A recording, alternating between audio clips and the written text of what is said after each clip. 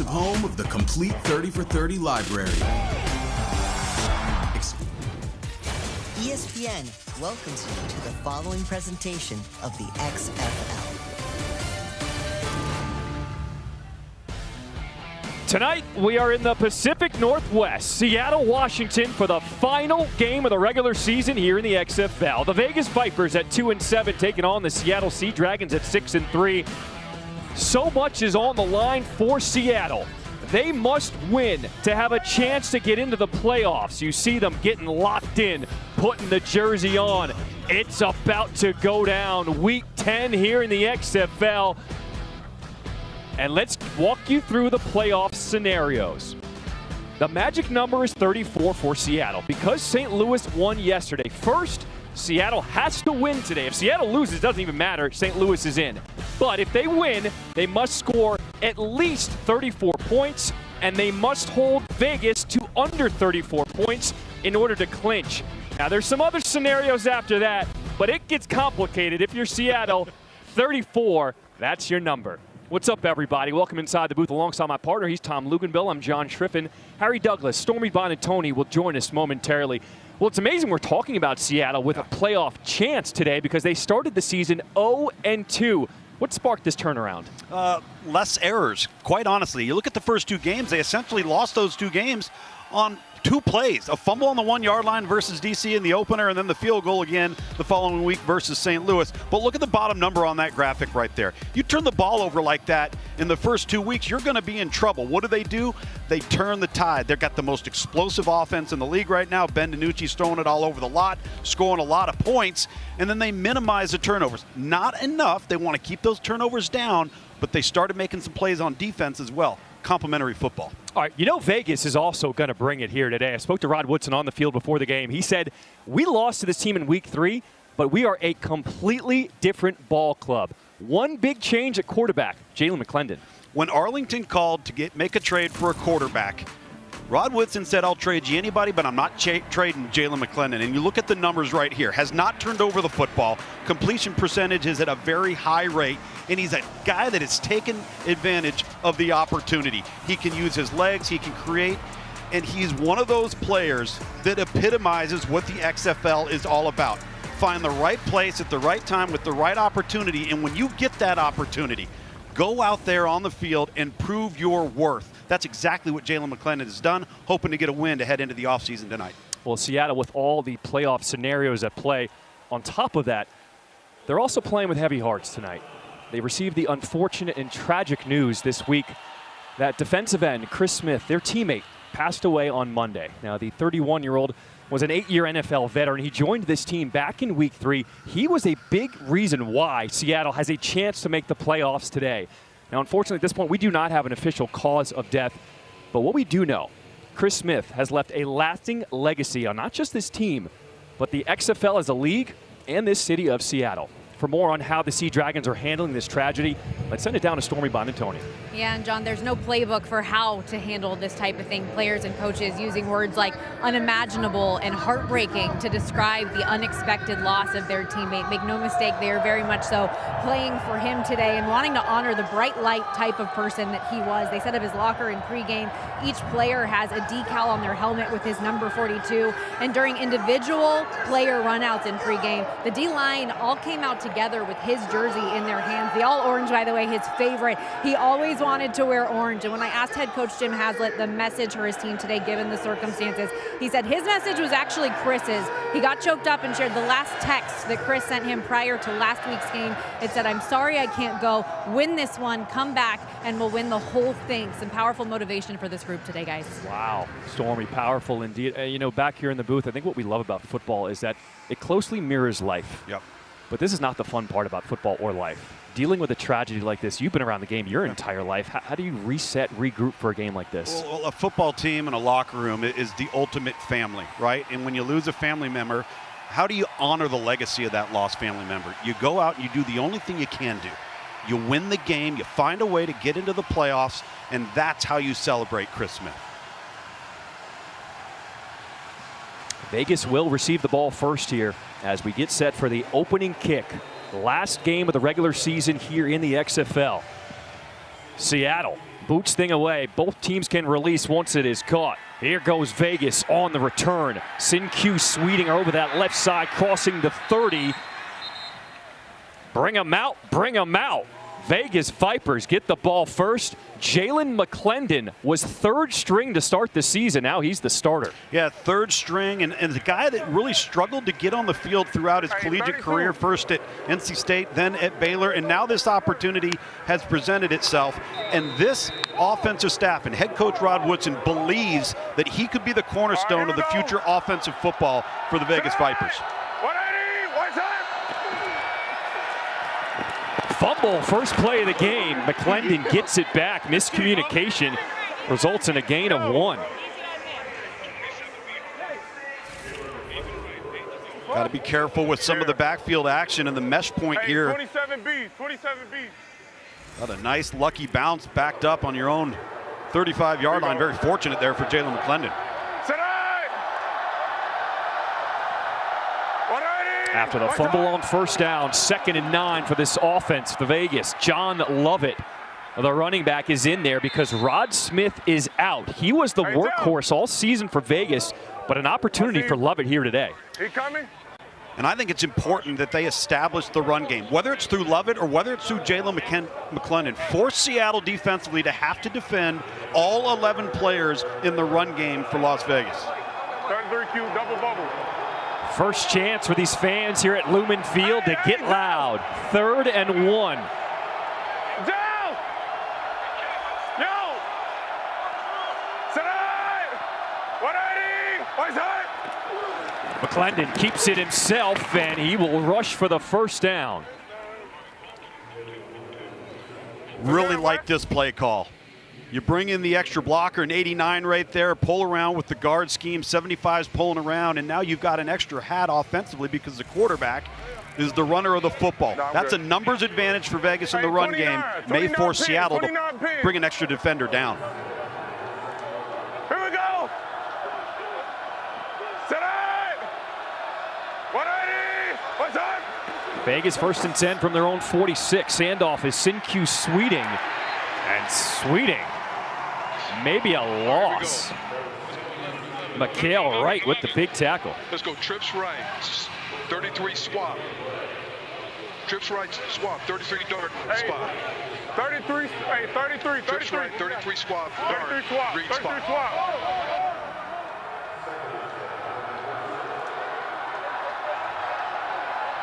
Yo, Joe.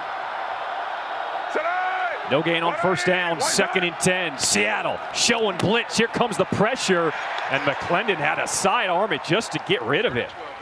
Bryce Thompson was there on the pressure. Got some pressure, free rusher coming off the edge, times it perfectly. And this is an RPO. You had 33, which is their zone to the left, or you got the flat route out here and you just missed him because he's under duress with the defender in Jalen McClendon's face. Sometimes it's not about the sack or the hit, it's about altering the throw. Got to give McClendon credit, though. Realizing the rush, got rid of it. 3rd and 10. 180. What's up? Here comes the pressure again. Throws to the outside. Incomplete. Overthrew Geronimo Allison.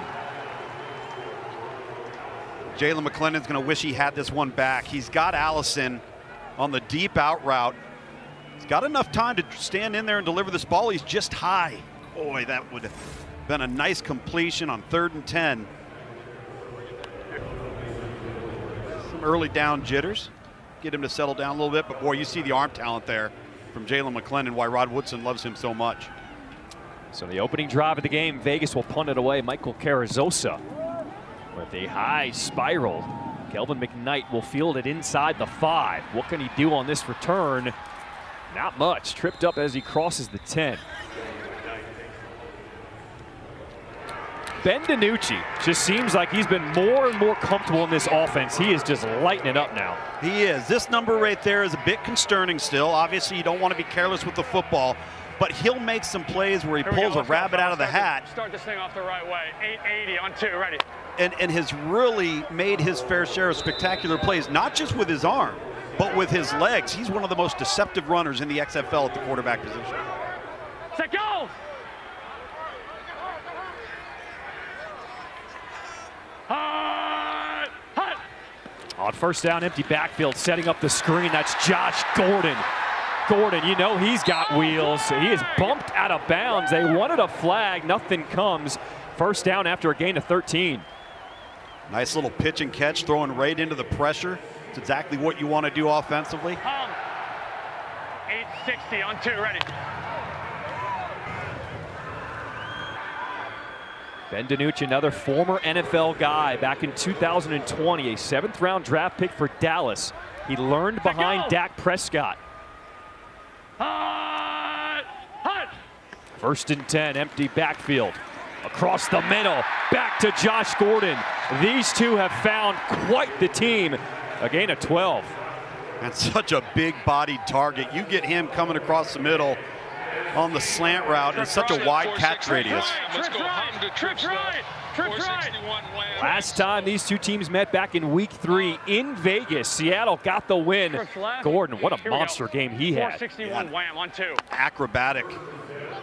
Huge play down the sideline that ended up being the difference in the football game. Looks like we should have run here. We heard wham from Seattle.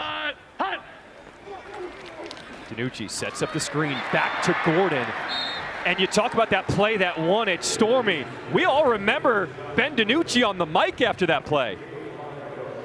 Oh man, he was going down the sideline screaming at the top of his lungs, just like a noise that he said he probably couldn't replicate if he tried at this point. It went viral. He said when he got back to the locker room, he had more text messages about his reaction than the play itself. But he told me, hey, Gordon is like a player in Madden. He even told him the first time he met Josh Gordon, he said, dude, I had you on my fantasy team. What are you doing here? But hey, let's get back to the league together. I love it. First 3 plays were to Gordon. This time it's Philip Lindsay. Lindsay keeps those legs churning. The former Denver Bronco, he's got a first down, a gain of 9. Here was the play back in week 3. Yeah, look at Ben DiNucci just throwing it up. Give the big guy a shot. You make the adjustment, and then you're able to backstep, cross back, and off Josh Gordon goes. Now listen to Ben DiNucci. He's the Joker. What would you call that sound? A high-pitched giggle. All right. Gotta go. Set go! First and 10 after the Lindsay run. Another screen. This time is set up for Tumapeo. The big tight end, rumbling, has another first down, and Seattle moves the chains, a gain of 12.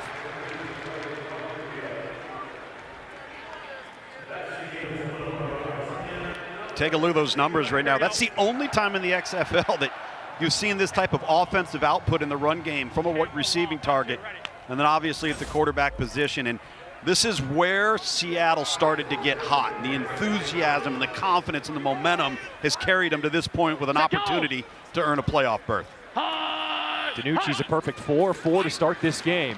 Hands this one off. TJ Hammonds, he's still on his feet. Seattle, they're picking up extra yards after contact this first drive. Doing a really nice job finding some little creases. See June Jones there. Hung to spread left. Hung to spread left. Here we go. Hung to spread left. Here we go. Denver stare D's. Denver stare on 2. Denver. I love a little Tom to spread left. Yes. Set go! 4 wide on 2nd and 2. They give it back to Hammonds. And he finds a crease over that right side. That's enough for a first down.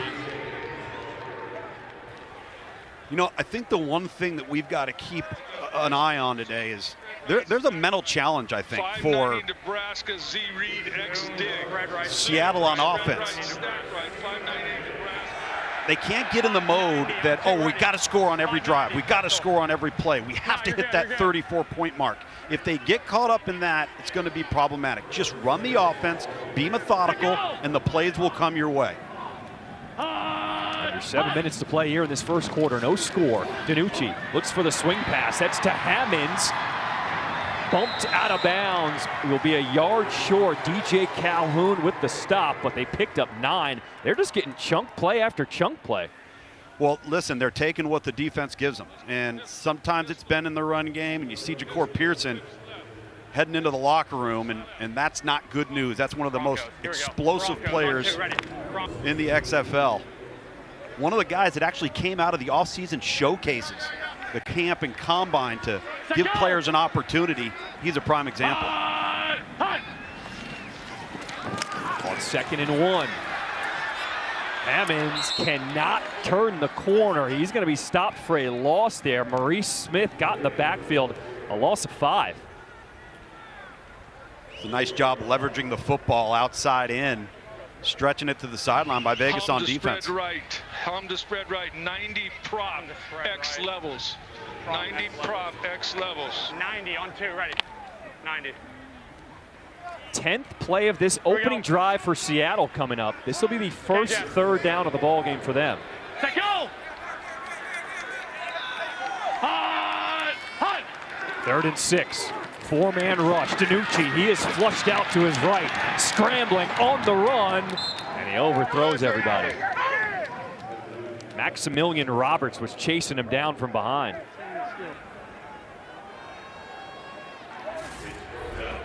This is where DiNucci's athleticism comes into play. So instead of this being a negative play or a sack that really pushes him back from a field goal attempt standpoint, he's able to evade, get out, and get the ball out of his hand, live to play the next down.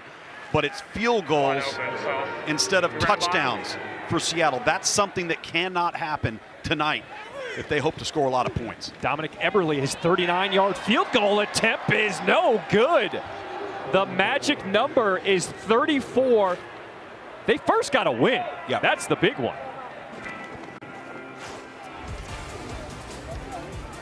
Eberle just hooked it wide left.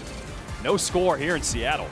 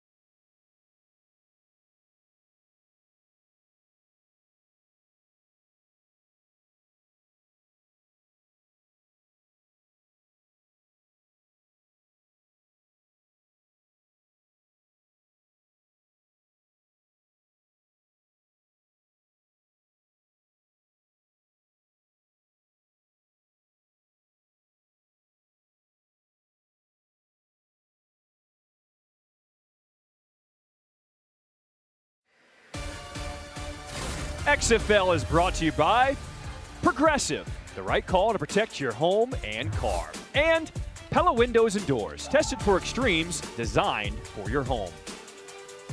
Man, one of the most beautiful places here in the country, Seattle, Washington. Let's remind everybody what's at stake today. Seattle must win to have a chance to make it into the playoffs because St. Louis won yesterday. But can't just win. You got to run up the scoreboard. The magic number is 34. If Seattle scores at least 34 and they keep Vegas under 34, then they will move on and into the playoffs. It's interesting. Everyone knows they got to put up numbers. Stormy, how did that affect the betting lines today? Yeah, well, you see that 10.5-point spread on your scorebook there. Seattle was an 8.5-point favorite all week long.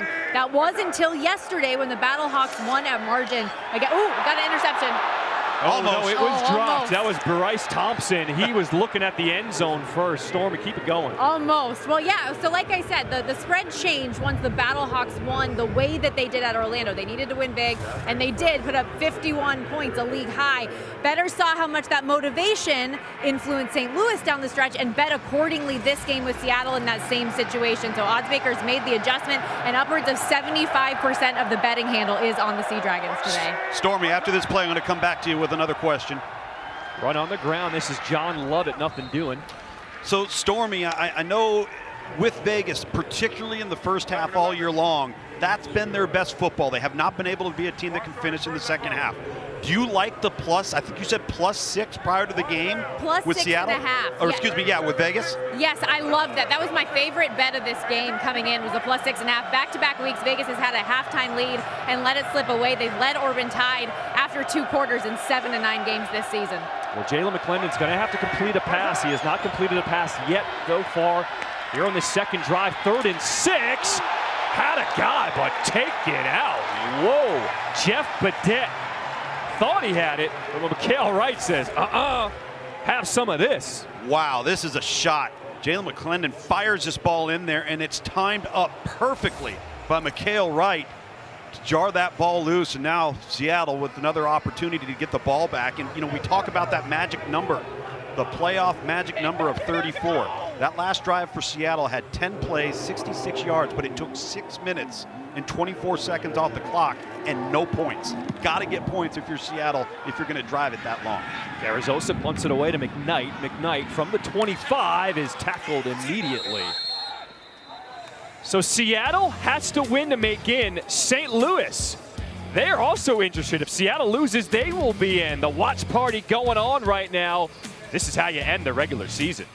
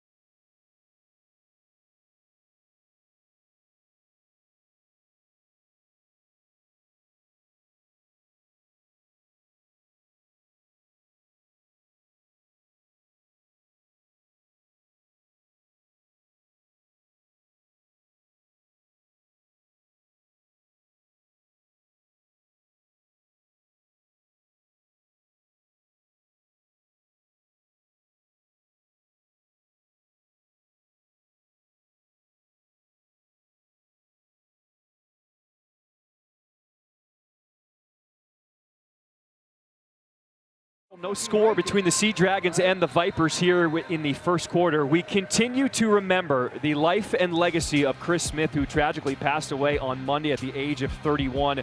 We see the tweets pouring out from the NFL. These are teams he played for: the Jaguars, the Ravens, the Browns. Before the game, head coach for Seattle, Jim Haslett, talked about him in the locker room. Hey guys, it's been a long week. If any team deserves to win a game, it's you guys. But you're going to have to go out and fight for it. And you're going to have to go out and battle, all right? And play the way you played up to this point. Does that make sense? Yes, sir. So let's go out, give it all right? Give it all for one guy. Let's bring in Harry Douglas. Harry, you've been inside an NFL locker room. You are on the sideline right now for Seattle. How are they handling all the emotions to start this one? Right now, the guys are doing good, going through their plays, out there balling out on the field, especially that defense. But I will tell you guys, being a former player, these type of things are difficult. And the best way to honor Chris is to go out there and make your plays and play hard and fight for your brothers. Football is a community. It's a brotherhood. So when you get an opportunity to play for one of your brothers, you want to do your best. Yeah, and Harry, football's a hard game. It's hard enough when everything's going your way, and then when you deal with sadness and loss, you got to use that in a way to motivate and create some positivity. DiNucci, after the incompletion, 2nd and 10, throws across the field to his steady receiver, Damian Willis. Now, Harry, Seattle already had one receiver go down as we see Damian Willis is down. What happened to Ja'Cour Pearson earlier? Yes, he had a left wrist injury, went in to got x-rays. The x-rays came back negative. He got the wrist taped up, and he's back there on the field right now. All right, but we do see Willis is down after making that catch for Seattle. And Tom, one of the biggest reasons why Seattle has done so well in the second half of the season, this receiving core has been explosive. It's been explosive, and it hasn't been all about Josh Gordon. It's Ja'Cour Pearson who's emerged. Damian Willis has emerged. Blake Jackson's been a go-to guy.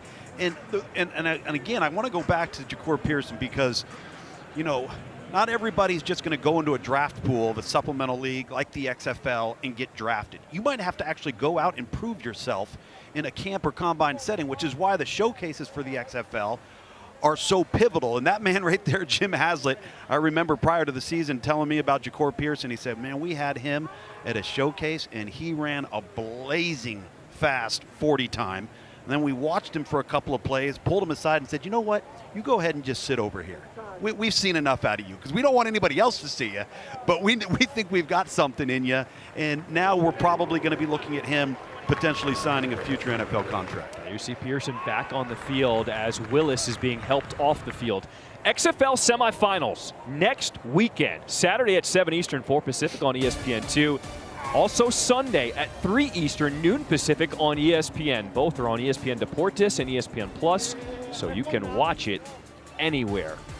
How incredible has this season got? I mean, it feels like 10 weeks just flew by. It's flown by, and you look at that South Division Championship, all the teams are at the hub there in Arlington. They played in Arlington, and then now they're just going to play again, all over again. And there's a lot of familiarity between those two teams as we got 3rd and 6 right in front of us, and Damian Willis does not look like he's feeling very good. So the medical staff will attend to Willis as he is helped off the field. It'll be a 3rd and 6 coming up. DiNucci so far today, 6 for 8, 55 yards, but he has hit 4 different receivers. What does he come up with here on 3rd down? Vegas showing blitz. They only rush 4. DiNucci throws off his back foot. It's a jump ball. Incomplete. Jordan Veazey went up. Jamar Summers was right there with them, defending for Vegas. I thought I did. Yeah.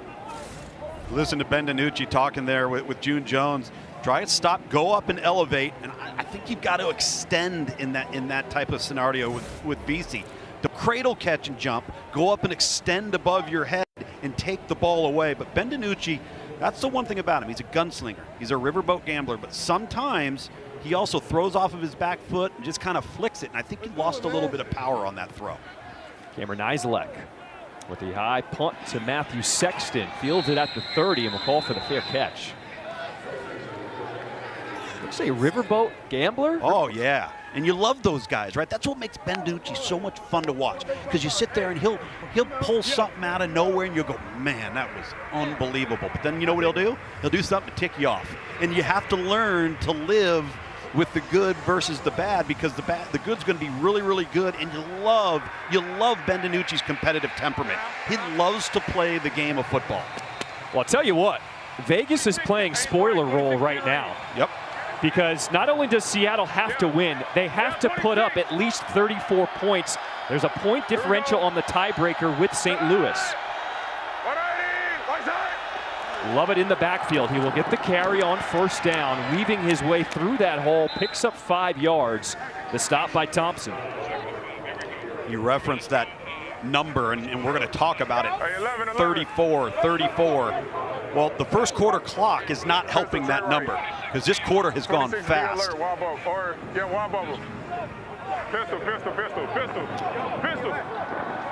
And Stormy did say she liked the first half plus 6.5 for Vegas. It's looking good right now. 2nd and 5. They go back to the ground. Lovett again. Maybe picked up 2. It'll set up 3rd down.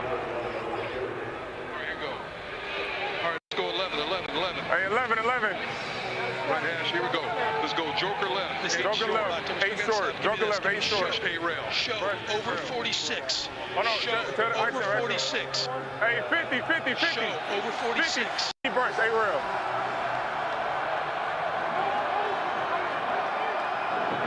Here we go. 180. What's on?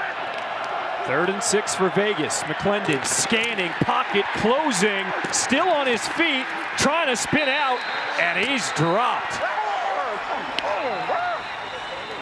Daniel Joseph with the sack for Seattle. That's the end of the first quarter.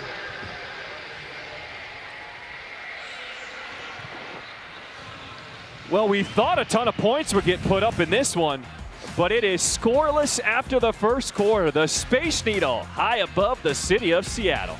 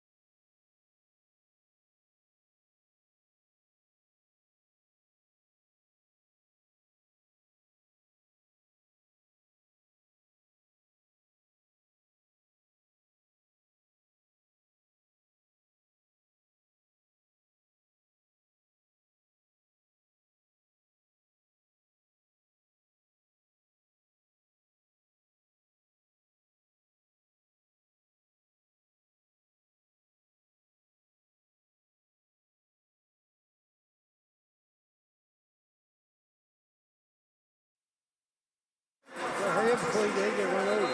We're back at Lumen Field, and I'm here with head coach Jim Haslett. Coach, it's been a tough week for your coaches and your players. How would you assess their play early on? Well, we've been doing a great job on defense. On offense, we've been moving the ball, but obviously we want to score. And it has been a long week, and our guys have toughed it out. And you know, it's Chris he's a great human being, great family, and I had a chance to meet his mother and dad this week.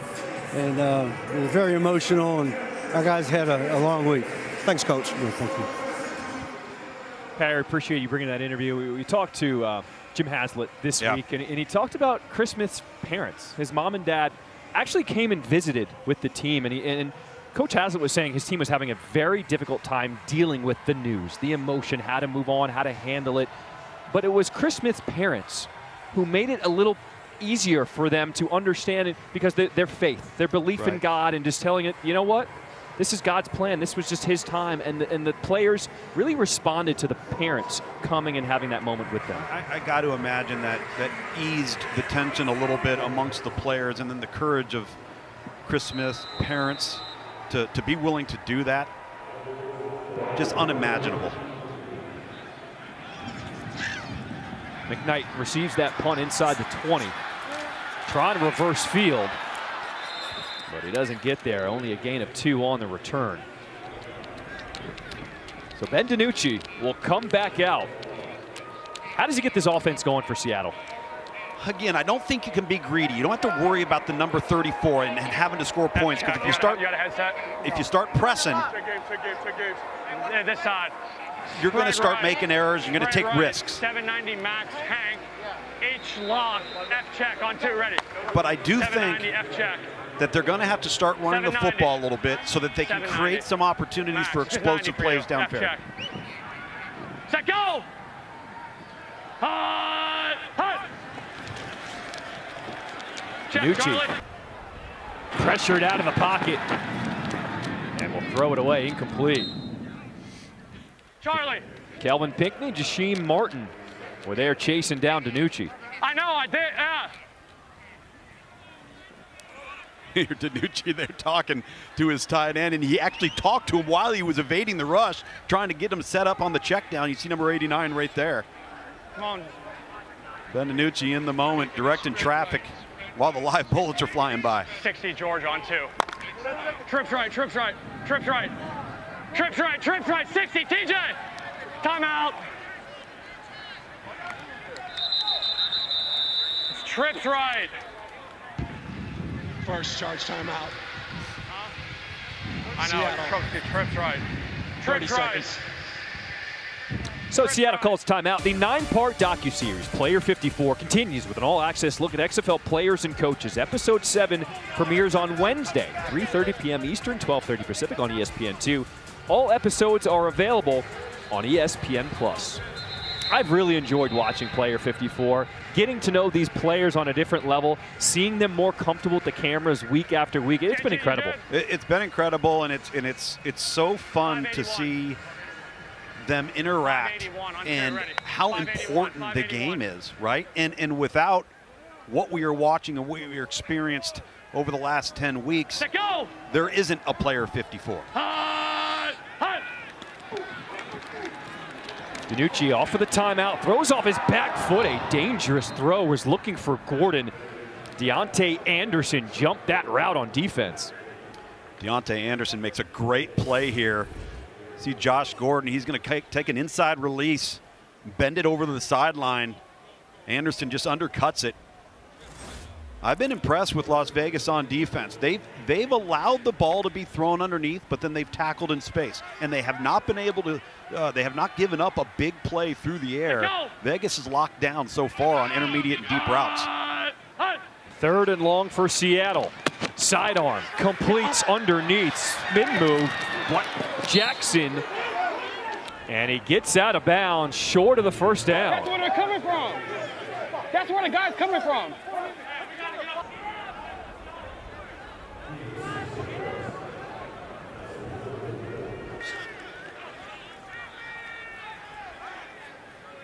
Offense a little out of sync for Seattle. Again, there hasn't been anywhere to go with the football except some of the underneath throws. But when you get in 3rd and long, you're going to have to be able to manage some completions at or beyond the sticks. Another 3 and out for Seattle. Nizelek with a high-hanging punt to Sexton. Sexton, this one will try to return it, but can't get through that seam. So Jalen McClendon will come back out at quarterback. Started 3rd on the depth chart. It was Luis Perez, his job to start. He got traded away a few weeks ago. Brett Hundley, the former Packer, he had his opportunity. And now it's the youngster, Jalen McClendon. And when I asked Rod Woodson, I said, how come McClendon hasn't had much playing time, either in college or pro ball? He said, I don't know. I can't speak for other coaches, but I know he has it. Well, he certainly has a high ceiling for development because he hasn't played very much. And these opportunities that he's had here has proven his worth, that his production can match his physical attributes. They start this drive on the ground and Love it. Love it just picks up a yard. How you gonna be 3 guys? Does that make sense? Get what you can get. Sure, right. 28 pin open. I got you. Hey, 28 pin. You know I love you, man. Yes, sir. I know. You yelling at me because you want. Yeah, I know. If you can split the motherfucker, split it. That was Jackson who made the catch on the last drive on that 3rd down play, showing some love to his coach. Now they're on the same page, it seems like. 2nd and 9 for Vegas. And penalty flag. 56 with a false start. 56 false start. False start. Offense. Number 56. 5-yard penalty. 2nd down. At the left tackle, Larry Williams, our first penalty of the day for either team. No, going back, you're right. It's been a clean first quarter. So 751, 8 cross. You got a double check. Going back to Jim Haslett and Philip Lindsay in that interaction, you know, that's coach to player. You're gonna get your tail ripped, and they're gonna come and they're gonna put their arm around you, and they're gonna tell you they love you because they do. They care.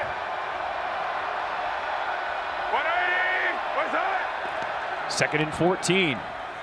McClendon, he's going to air it out and overthrows everybody. Threw it into double coverage, trying to find Jeff Bedette. There you go. 11, 11, 11. Even right. H-fly. 89 missile. 4-man. Show over 4-man. Keep the quarterback contained. Keep the quarterback contained. That's deep. Ace fly, 89 missile. Every defensive coordinator's worst fear. If you're going to play man-to-man defense, you're going to be susceptible to quarterback run. 3rd and 14, setting up the screen. Coming back to it is Geronimo Allison, and Seattle was ready for it. First completion of the game for Jalen McClendon, but they do not get the first down. Thompson again with the tackle. Both teams defensively feeling it a little bit today, not allowing any explosives, tackling well in space, forcing the opposing offense into 3rd and long situations.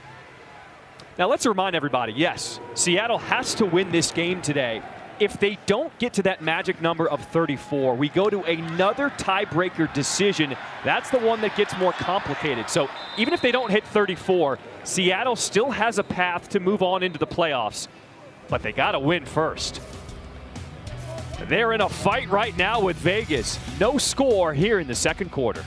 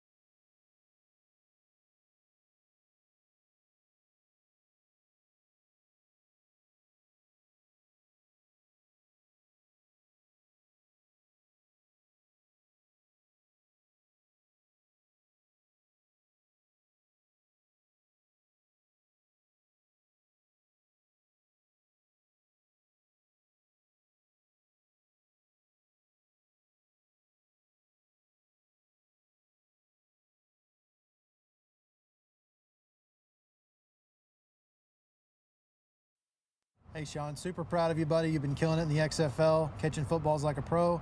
Now it's time to come catch some calls. Seriously, though, wish you the best of luck in your last game.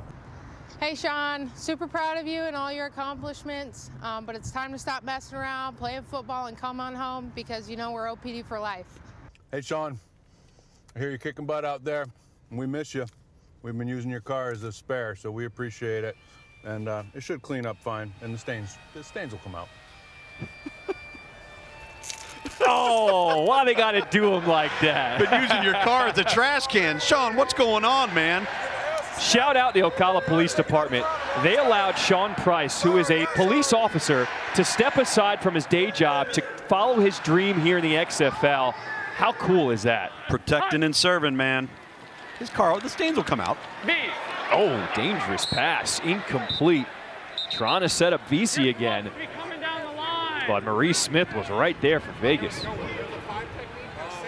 It's the second time Maurice Smith has been the Johnny on the spot. He's been around the football from a secondary perspective all day long today. On two, ready.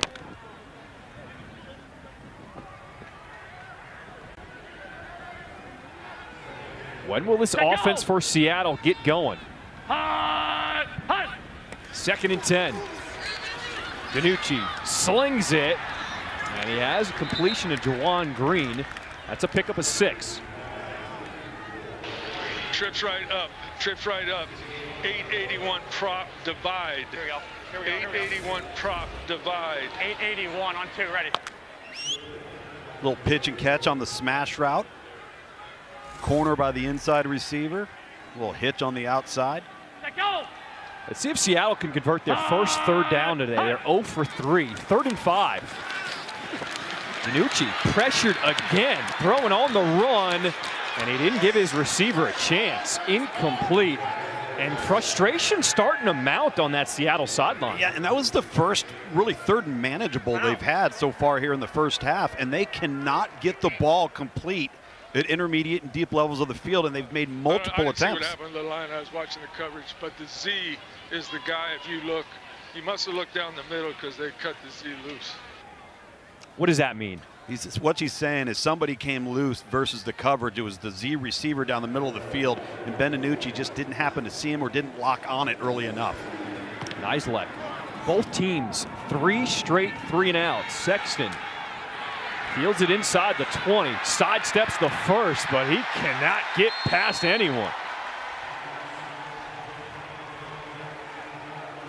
No score here in Seattle, but guess who is loving this right now?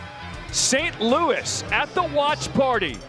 They won a low-scoring game, and they're cheering for Vegas.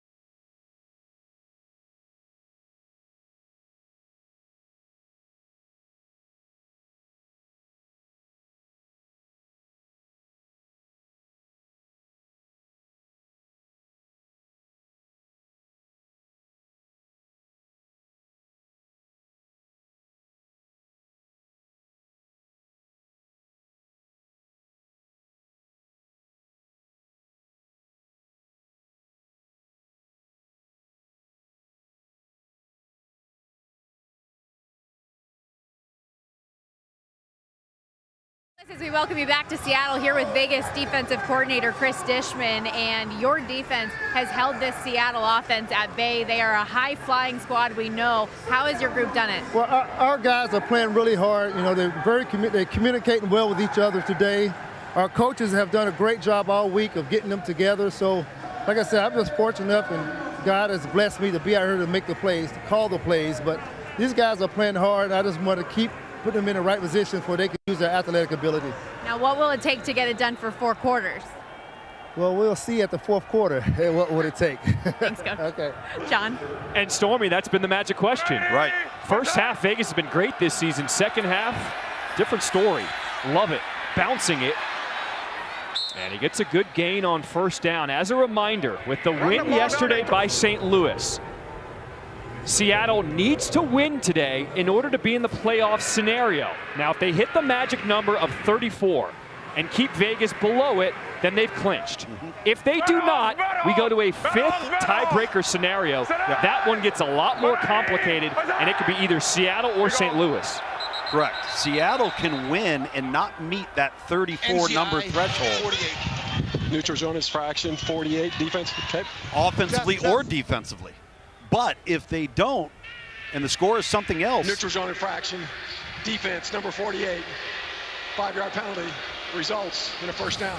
Then it moves to the 5th tiebreaker and becomes much more mathematically complicated. You see right there on the right side of your screen, and really good hard count there by Jalen McClendon at quarterback. Under 8 minutes to play in this first half. Still no score here in Seattle. 33. Here you go. Set up. 180. Right side. And off to Lovett. Lovett will cross the 35.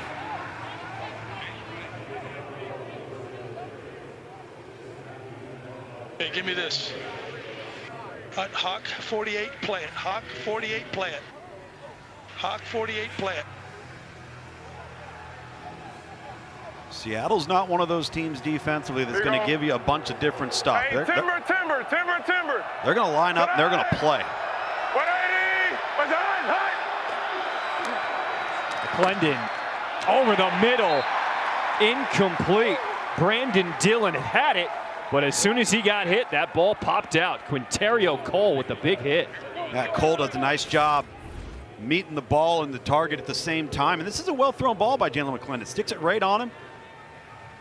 That's just good coverage and tight coverage. And again, we've seen that from both of these defenses have come to play here tonight. McClendon so far today at quarterback, 1 for 7, 4 yards. 3rd and 8. Can't get away from the rush. He'll be sacked. Tazar Skipper.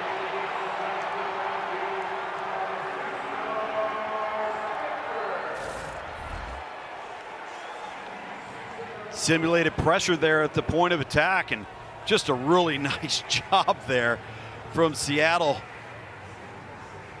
Austin Faalu, number 98, you see right there working off of that block inside.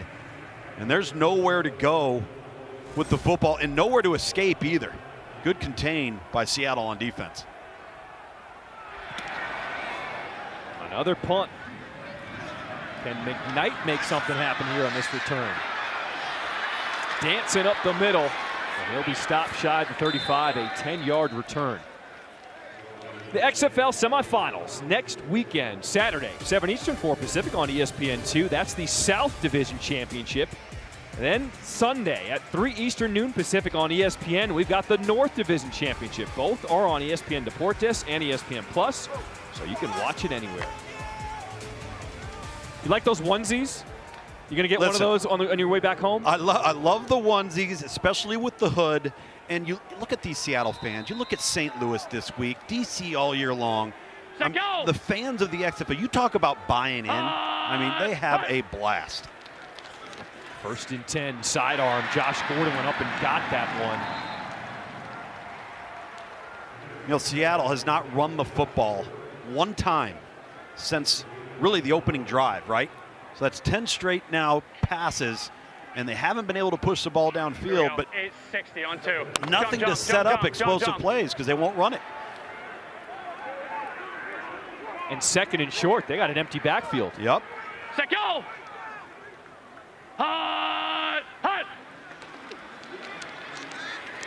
DiNucci over the middle. What a catch by Gordon. Ball comes out. It looked like Green jumped back on top of it for Seattle. Give me red. We got a fumble, recovery by the offense, first down. Gets the yardage. Red 89, red 89. Woo! It's just again, a 4-yard, 4-step slant route. And really good catch. We talked about the wide catch radius for Josh Gordon, but he's got to secure that football and bring it in. Very difficult catch to make over the middle of the field, and that ball's certainly out. Very fortunate. Very fortunate. That was Keelan Kennedy poking it away. 1st and 10. Seattle completing. Philip Lindsay, he takes a shot. Tough way to get 4 yards. Excuse me, that is Jackson. Yeah, we're good.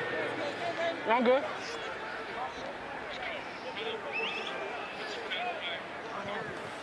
Blake Jackson say, no thing. We good. No, no.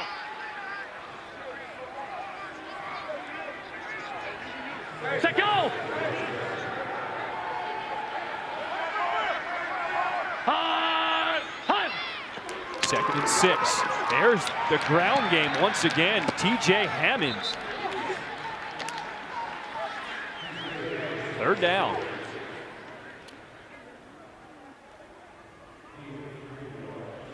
Trips right. 81 X slant Hawaii. Okay, no, stay down. 81 X slant Hawaii. Dime, weak slug, dime, weak slug, dime, weak slug. Let's go. Set, go!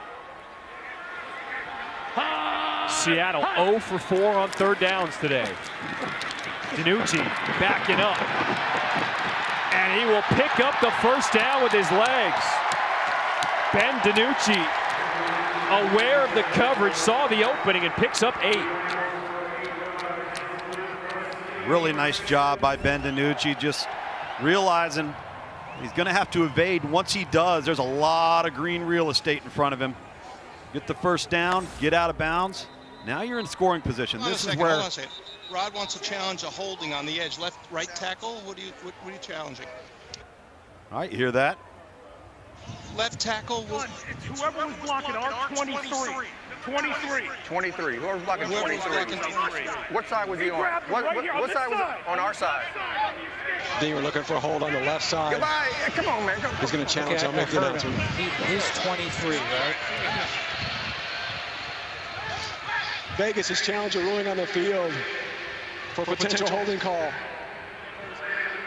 That's what he's looking at right there. All right, Jeff, we're looking at it. It's against his player number 23. Just want to make sure we're looking at the right place. Correct. He's looking at player number 23 that was held. Got it. So I've got good position. He's in front.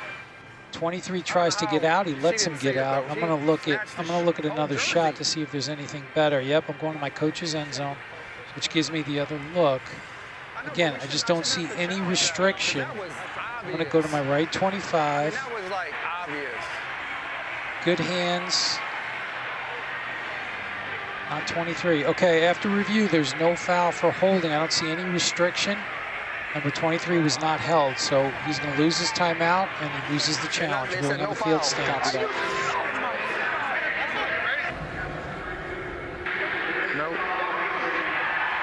Charge a timeout, and is out of challenges for the remainder of the game. Here, Dean Blandino, our VP of officiating, working through that good no call. Now you lose the timeout if you're Vegas because you've now used your challenge. And I agree with Dean there. There's just no restriction, no pulling of the jersey, no impediment.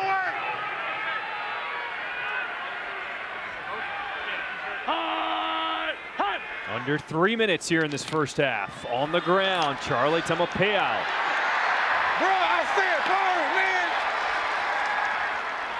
Picks up 9. We haven't seen the ground game much, but when they do, it works. I love it. Taumapeu, who's really an H-back tight end, jack of all trades type of player, running the inside zone and gaining 9. Right, June Jones Cowboys. getting creative. Pistol, Cowboys Hunt, on trips 2. right, Cowboys. Cowboys.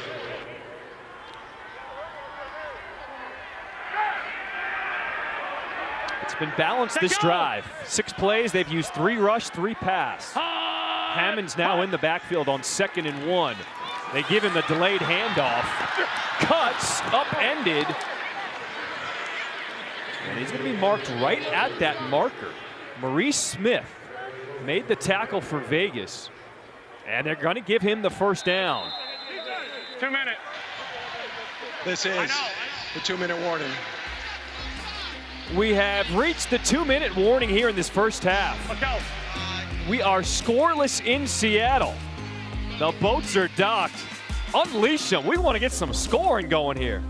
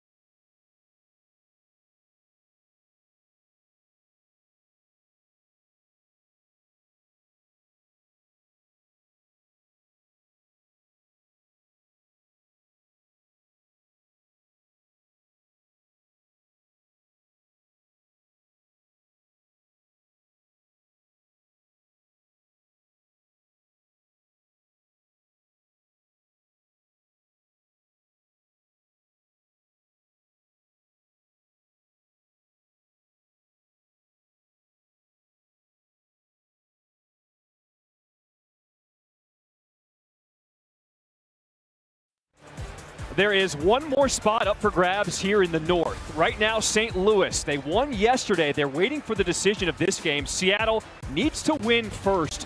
And on the tiebreaker, if they do win, if they score at least 34 points, keep Vegas under that number, they will get in. If that doesn't happen, things get a whole lot more complicated. What's up, everybody? Welcome back inside the booth. Tom Lugamill, I'm John Triffin. Guys, we love the enthusiasm on Twitter, but we got you. We know what's going on with the tiebreaker. Relax a little bit. Relax. If the magic number of 34 doesn't happen, things get a little more complicated. Sure. Let's go through all the other scenarios that could happen. We're at tiebreaker scenario number 4. If the magic number 34 doesn't happen, we advance to tiebreaker number 5. Correct, and we're fully aware that Seattle can win this game, not meet that 34 magic number parameter, whether it be points scored or holding Vegas under 34, and still qualify for the playoffs. It just goes to a much more complicated mathematical equation. And that we will certainly get into if the game presents itself down the stretch in the fourth quarter. Right now, Seattle looking for the first points of the ball game. 2 minutes to play in this first half. Setting up the screen to Gordon.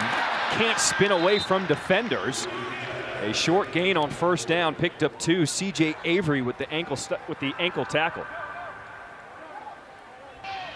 Okay, we got spread right, F mid, 881, X fade, Y over, F true, Z9. Y over F true Z9. Z9 is going to be your go route. Set, go! Hut! Hut! 2nd and 8, DiNucci scanning. Now will step up, open field up the middle. DiNucci, he's in there. Touchdown, Seattle.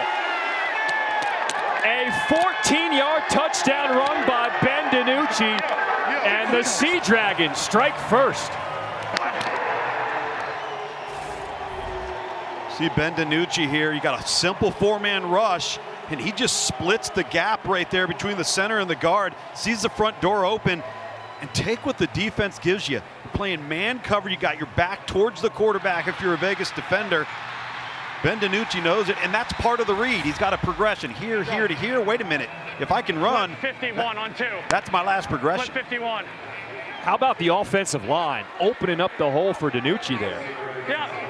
Michael Mennett, Jared Thomas, those two guys, left guard in the center. Seattle will go for 2. Fade, end zone, incomplete. Jordan Vesey couldn't come down with it.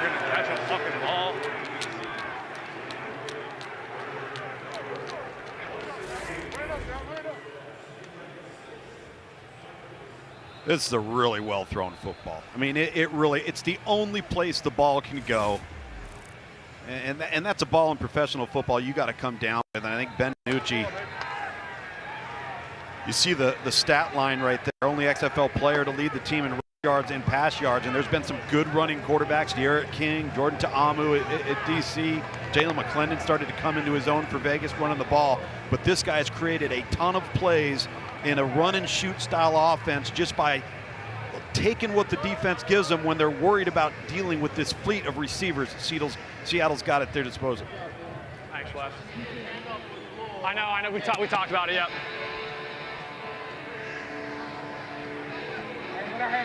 So Seattle will take a 6-0 lead here. 1:16 to play here in this first half. Dominic Eberle will kick it away to the awaiting Sin-Q Sweeting. He will field it at the 11. Sweeting on the return, evades the first, gets past the 30 and out of bounds. Send it down to Harry. I'm here with quarterback Ben DiNucci on that drive. You utilized your legs, you picked up a 3rd down, you scored a touchdown. Also, you hit Josh Gordon a few times. Was it a much-needed touchdown drive? I think so, yeah. I mean, we got to put some points up and find a way to win this game. So we're just worrying about what we can do. We win the game, let the rest take care of itself. So put drives together and score points. Thanks, man. Yeah, appreciate it. All the players know what they have to do, right? I mean, that's the beauty of being the last game of the regular season. You know what you have to take care of. 180, what's that? McClendon back on offense, somehow squeezes that in there to Geronimo Allison. How did he complete that one? That was tight. You're seeing these Seattle defenders squat on routes. They're just reading the eyes of the quarterback. Quick drop. They're planting and driving forward. And, very fortunate right there. Thompson almost had a pick 6 there. 180, what's that? 2nd and 4. Deep throw, incomplete. Looking for Allison again. Chris Jones was with him step for step. See the arm strength there. He can really drive the football.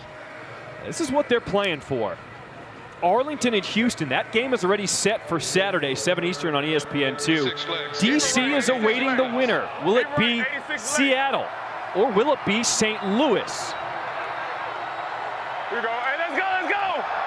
Tonight, 180, what's that? 3rd and 4, 35 seconds to play in the half. McClendon taking off with his feet. Does not get there. Picks up 2. It'll bring up 4th down. Nico Lalos out of Dartmouth. That's right, the Ivy Leaguer with the stop. 25 seconds, 25 seconds. Timeout, Seattle. Clock's at 25. Second charge timeout. Seattle. 30 seconds in length. Please reset the game clock to 25 seconds. I spoke to Nico before the game. Being Dartmouth alum, I had to show him some love. He said, coming from a small school, I love having an opportunity like this. He played with the Giants at a part-time at a few games with the Giants, but he said this is an opportunity. I get 60 snaps a game to continue to work, keep my dream alive, work on my craft. He goes, this has been incredible. 60 snaps a game of live professional football to be evaluated. You're not going to get that in 10 snaps over 4 NFL preseason games, right? And it's just the perfect storm for future opportunities based off of on-field production. And that's what this is all about. It's on-field tape. And what the XFL does is that it shows you can go any path you want. There's not one path to get to the NFL. Arizosa with the punt. McKnight will let it bounce in front of him, and it'll go out of bounds. 15 seconds to play in this half. Seattle, they do have one timeout to work with. Hey, hey! Hey, that ball goes to 30. Can you throw a flag? It's not a flag, but they're in our ear. We're How getting come it you now. don't throw a flag? No, that's on the kickoff. Was out of bounds. The ball Kickoff. at the 35-yard line. First down. 15 seconds. So 15 seconds. Seattle with the ball on their own 35. Jim Haslett wanting that kickoff rule to apply to the punt game. It only applies when it goes into the end zone on the punt.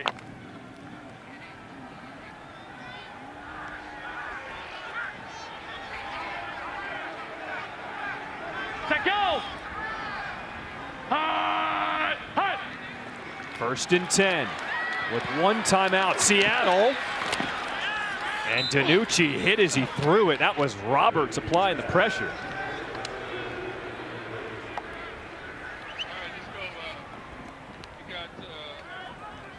Nine seconds to play in this half. Big Ben, Z stop. Pick the Z stop and get out of bounds.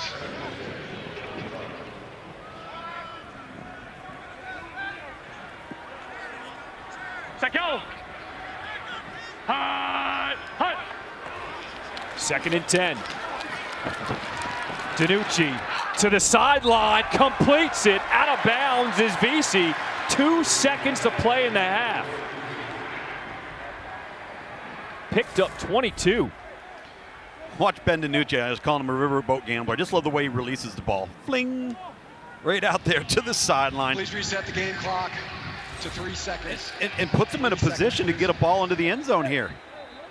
They're actually going to go ahead and attempt a field goal. That was actually the longest play of the game so far today. 22-yard pickup. Second charge timeout. Vegas. 30 seconds. So Vegas will call a timeout as Dominic Eberle, the kicker for Seattle, will come on and try to add 3 more points before the half. He's going to have an absolute missile tied to his foot. Has made the 54-yarder there.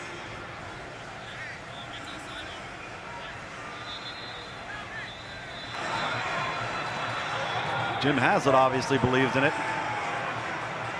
XFL long this season is 59. This would set a new season long. This is a 61-yard attempt.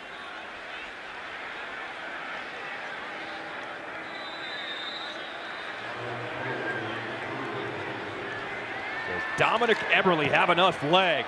Puts a foot into it on the way. And it is no good. So Seattle needing a win to get into the playoffs. They lead at 6-0 at the half.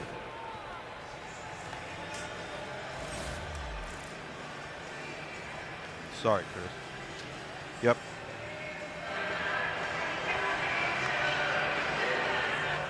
So a low-scoring game, the over, 47.5. We may not even come anywhere near that thing right now. Watch party going on right now. St. Louis is definitely happy about it because with all of the playoff tiebreaker scenarios in play, they know Seattle has to win. Seattle has to win in order for them to get in, but they've got to start putting up some points in order to separate them from St. Louis to get that final spot. Yeah, when the math's all said and done, there's no doubt that the second half's going to be critical here for Seattle when it comes to points. As we were taking a look at the live look in of the watch party there in St. Louis with a nervous grin on the face of head coach Anthony Beck. Well, the important thing for Seattle to know is that coming out of the locker room, they will get the ball first in the second half. What did you learn from that last drive there from Seattle, getting in the end zone for DiNucci before they attempted that long field goal? Well, obviously they were able to actually have some red zone efficiency. That's critical. We've seen Seattle drive the ball up and down the field throughout the evening tonight. Their inability to run the football, I think, has put a little pressure on the quarterback and Ben DiNucci. We've seen him take some shots. All right, if they can get some run game going, I think that's going to open up some downfield throws for this Seattle offense in the second half. Their tight ends got their longest run of the day. 2 rushes in the first half. That rush was for 9 yards. Get a little more balance, then things I think will really open up in the passing game on the outside. All right, let's take a look at the progressive first half stats. And Tom, let me know what stands out for you right now. Well, neither team's been very efficient there on third down, but most importantly, neither team's turned the ball over, and that's really critical for Seattle because that was a huge issue for them in the first few weeks of the season. Now, they've still been prone to turnovers, but they've played much better football, and they've lessened those errors, and they're continuing that trend here. But you look at Vegas, 0 pass yards in the first half. Got to try and see if they can get something going there in the pass game. This is going to be a very, very interesting second half because we're now at the point, unless there's just this massive explosion, we're at the point where Seattle's just going to have to be happy potentially getting a win. Whatever that score is and whatever tiebreaker that you have to get to, win the game and then let everything else figure it out. We heard from Ben DiNucci earlier. They're aware. They know they need to put up some points in order to pass St. Louis on the tiebreaker. Seattle wins. They were 7-3 with St. Louis. There's a way for Seattle to have to deal with complicated math. The way to do that, put at least 4 points and to keep Vegas from getting to 30 points. Sure. If that does not happen, things get a lot more messy. Look at their path because it's a lot easier to get the playoffs. Seattle does not have points here today. Yeah, you see the tiebreaker, it starts to include teams and other scenarios involve all teams. Certainly Seattle would love to come away with a win and not have all of those scenarios in play. So they're going to need some more plays like this from Ben DiNucci in the second half. Seattle getting the ball coming out of the locker room.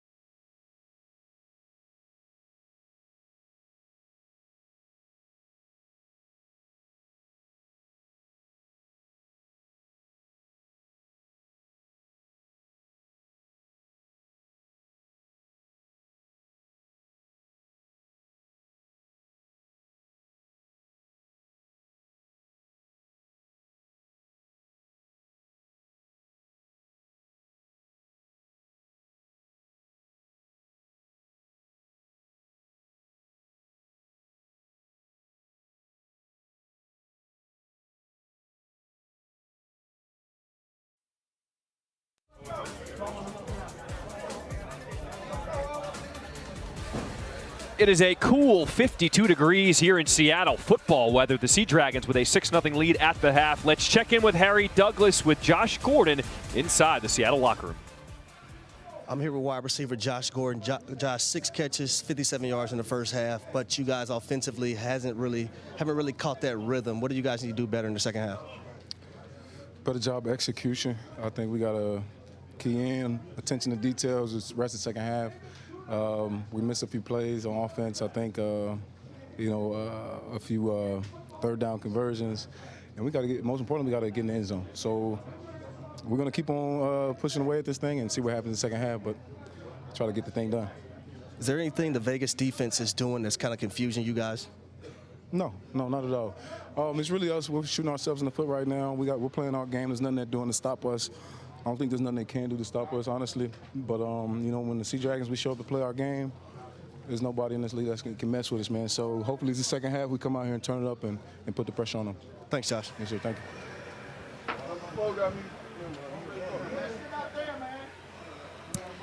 Here with Vegas coach Rod Woodson in the locker room. What was your message to the group just now? Just a 6-point game when you come back out there. Look, we don't know what God has in store for us, for next year. I just want the guys to go out there and play with all their passion, effort, and energy. If they do that, I think we'll win the game. We played good football, kind of started out slow. Maybe that's a good sign because normally we start out fast and we'll finish strong. I know one of your keys coming into this game was with Jalen McClendon, making sure that he was making the right reads. A little bit of a slow start for him specifically. What do you need to see from your quarterback coming back out? Well, just got to make the right reads. We got to make sure everybody's getting the calls. A couple of times, a couple of players didn't get the right call. If we play on par to where we should play, we'll be fine in the second half. Thanks for the time, Coach. Thank you. All right, Stormy, appreciate that. You know what we also appreciate from Stormy? Winning people more money. It is a 6-0 lead at the half. Stormy said Vegas plus 6.5 in that first half. Stormy, you won some people with that hook.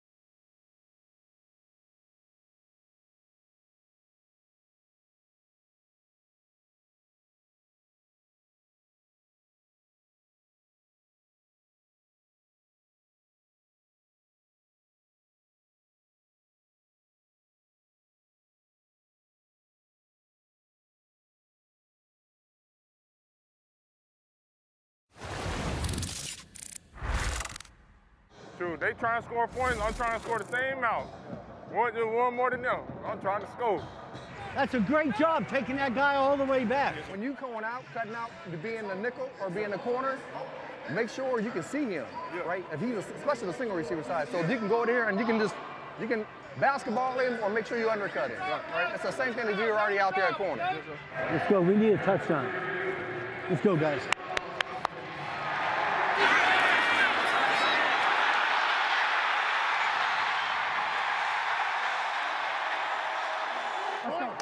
Let's go. We all going home, baby. We all going home. You saw DiNucci there with the only score in that first half for Seattle. With this low-scoring game, that means might not hit that magic number of 34. We will tell you how to get to the 5th tiebreaker scenario after this kick. Sam Sloman kicking off. Kelvin McKnight. Oh, he is body slammed to the turf. So if this score holds, with Seattle winning 6-0, we go to a 5th tiebreaker scenario for the final playoff spot. You combine the ranks of all the teams in the XFL, and if this score holds, that means Seattle would move on to the playoffs. Yeah, certainly would. You see that number to the far right there. And then again, it's the lowest ranking wins the tiebreaker. So if you're on to the 5th tiebreaker now, and we assume that magic number of 34 is not met here tonight, we'll be going back to that plenty. 1st and 10 for Seattle. That's Philip Lindsay, a former Bronco. And I spoke to Lindsay before the game, and I asked him about this. He said he got the call 3 weeks ago. And he said he's been training. He's been working for this. And he said, why not? Of course I wanted to play in the XFL. He goes, that's the best way to get into game shape. I want to prove to everybody I'm healthy. I'm still explosive. I want another shot at the NFL. Well, and there's no doubt he's explosive. When he gets the ball in space, he can make people miss. He's a natural jump cut type of back. And again, another opportunity. Better than sitting on your sofa, right? 2nd and 12. Setting up the screen. That's Ja'Cour Pearson. And Pearson will be thrown out of bounds after picking up 3. C.J. Avery was there.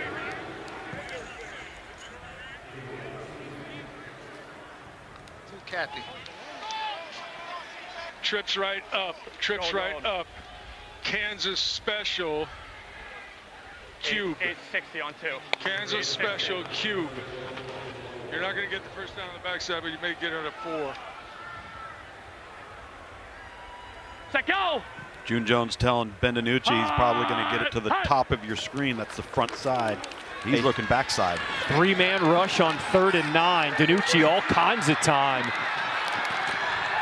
Who's open? DiNucci directing traffic. Found his guy. How long did that play develop? Blake Jackson eventually there for the first down. A gain of 16. Like you're out with your boys and you're 9 years old and you line it up in the streets, man. Hey, you go down here and you go that way and you run to the fire hydrant. I love this type of football. This is that riverboat gambling mentality I was referencing with Ben DiNucci.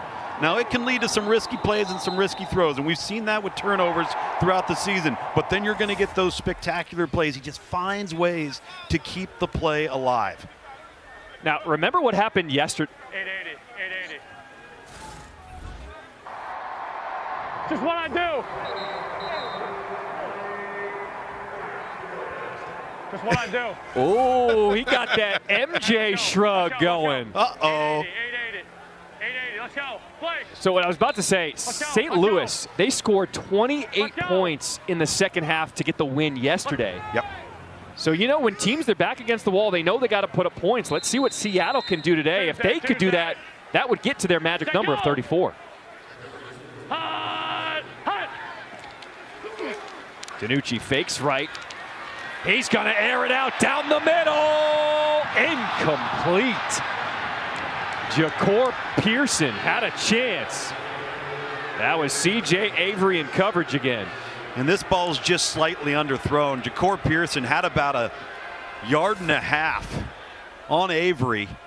He's behind him. He's even and leaving. And this ball's just underthrown. See if this... That's close again. When you slow it down, it's one thing. When it's real speed, it's another. Set go. After the incompletion, 2nd and 10. Incomplete again. Pearson had the D all over his back. That was Deontay Anderson. Tell you what, I like the fight in this Vegas defense now. They are covering down. There are very few big windows to throw the football into. And again, we're seeing that in slow motion. I think, you know, bang, bang play. That's a good no call. 2 plays in a row. Vegas also has a bunch of different new players in this secondary since both these teams played back in week 3. 3rd and 10. DiNucci got a guy over the middle. That's Jawan Green sneaking free. It's a first down for the Sea Dragons, a gain of 30. This is all verticals, and you're just going to see the inside seam. He's going to bend it. Going to bend it in off of the hash mark right there. That ball's thrown at about 22 yards, so it can get over the linebacker level, but in front of the safety. Great hole shot there from Ben DiNucci. That was the longest play today as Vegas calls timeout. Charge timeout. Vegas. 30 seconds in length. Seattle knows they got to get it going, up 6-0 here in the 3rd.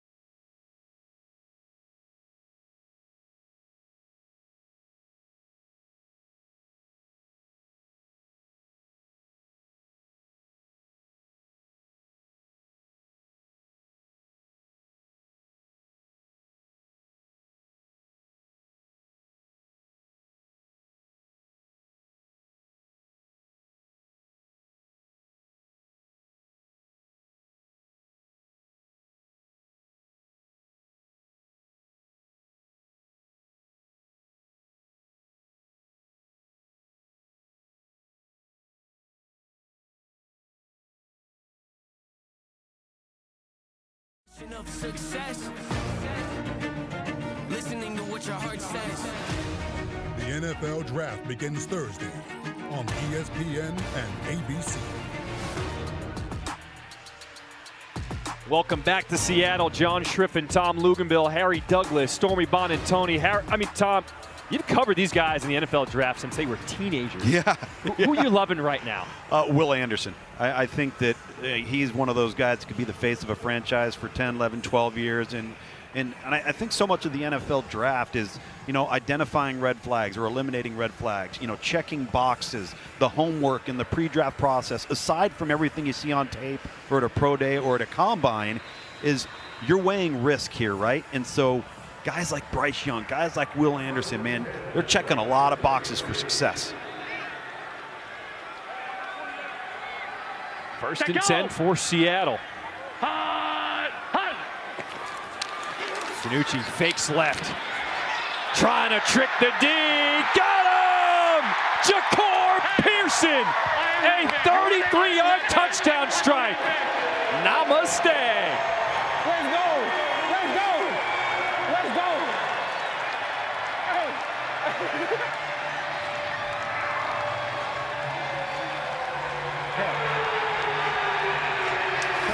You go back to the exact same route that Ben DiNucci underthrew on the deep seam route over the middle of the field, and this time he drops it right in the bucket. He knew he missed the first one. Excellent job tracking the over-the-shoulder ball there from Ja'Cour Pearson, who had gone into the locker room with a wrist injury, coming back, making plays. They go for two, and Gordon holds on to it. The two-point conversion is good. He beat Keelan Kennedy in coverage in Seattle. They go up 14-0.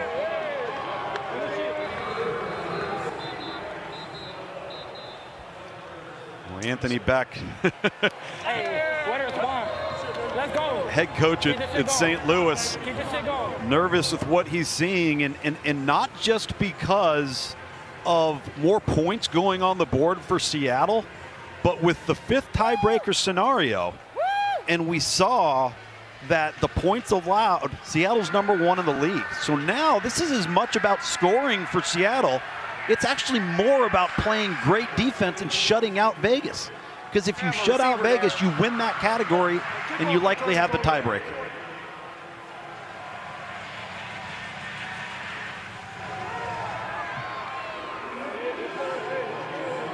Big touchdown drive from Seattle, taking a 14-0 lead.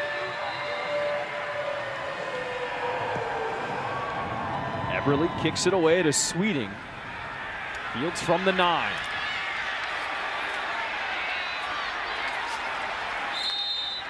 Send it down to Harry.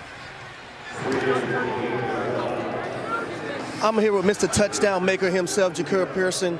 Same play, same coverage. This time you guys connect. Did your eyes get wide open when you were one-on-one with the linebacker? Yeah, I already knew before the play. I told him just throw it out there. This time we're gonna score. And that's what happened. We're trying to get to the playoff. You feel me? Sea Dragons, we up. Appreciate that, bro. Let's go. It's the time you called it. With the score as it stands right now, Seattle's up 14-0. If they can keep Vegas off the board, Seattle will advance in the playoffs over St. Louis. Yeah, this is rapidly becoming more about what Seattle can do on defense. And so far, with the shutouts so far, it's not going to necessarily matter, even though Seattle seems to be getting on pace. That number of 34 points scored may not come into play.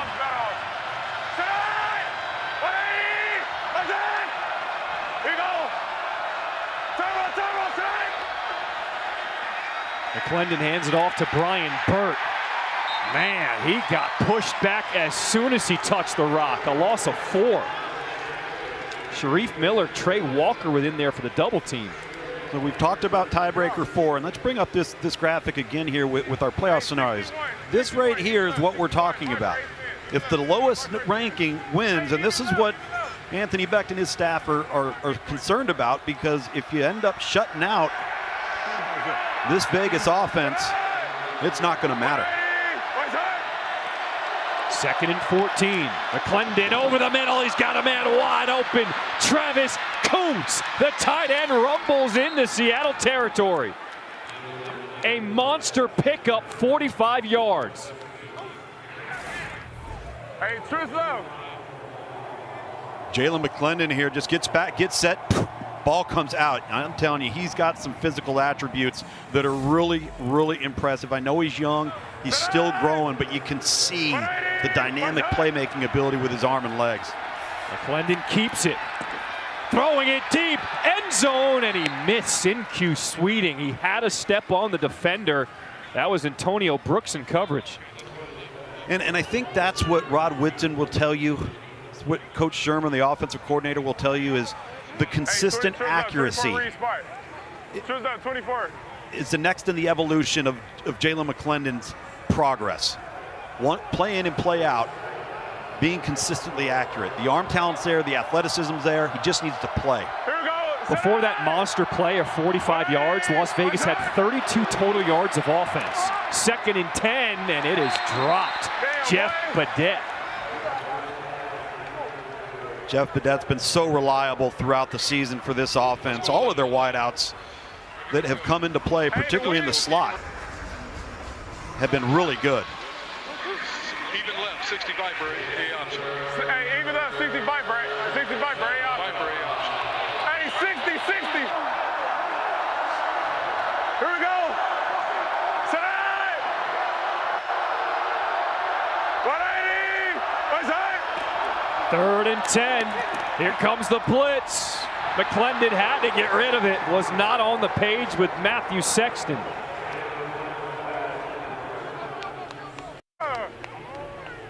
Now, I'm not sure if Jalen McClendon thought that Sexton was going to pull up, if that was supposed to be a curl and maybe an outbreaking route to the sideline, but clearly not on the same page.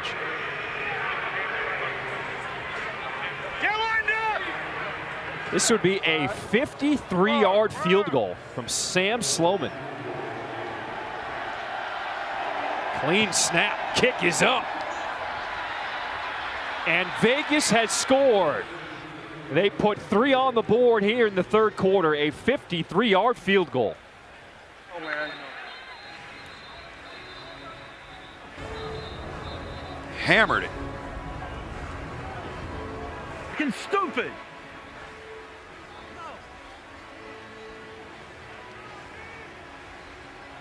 Let's go, D, let's go. Come on now, let's go. It was that 45-yard trunk play to Travis Kuntz that set up the field goal. Hey. And Vegas, now a little momentum. The offense starting to believe in themselves. Yep, moved the ball, got past the 50-yard line, got an explosive play to Kuntz down the seam. Now they got to get a stop here. They got to slow down this Seattle momentum offensively, because right now the Sea Dragons, they've got some confidence and they've got some swag offensively. Oh, Sam Sloman tying his season-long 53-yard field goal.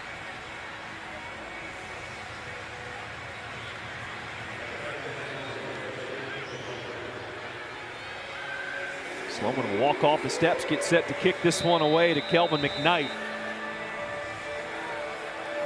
14-3, Seattle leads here in this 3rd quarter. McKnight fields from the 11. Both teams release.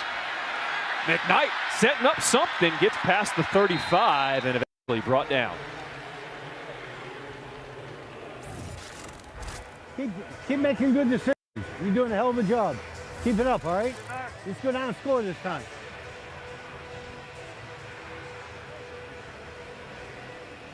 And here's the decision making he's talking about from DiNucci.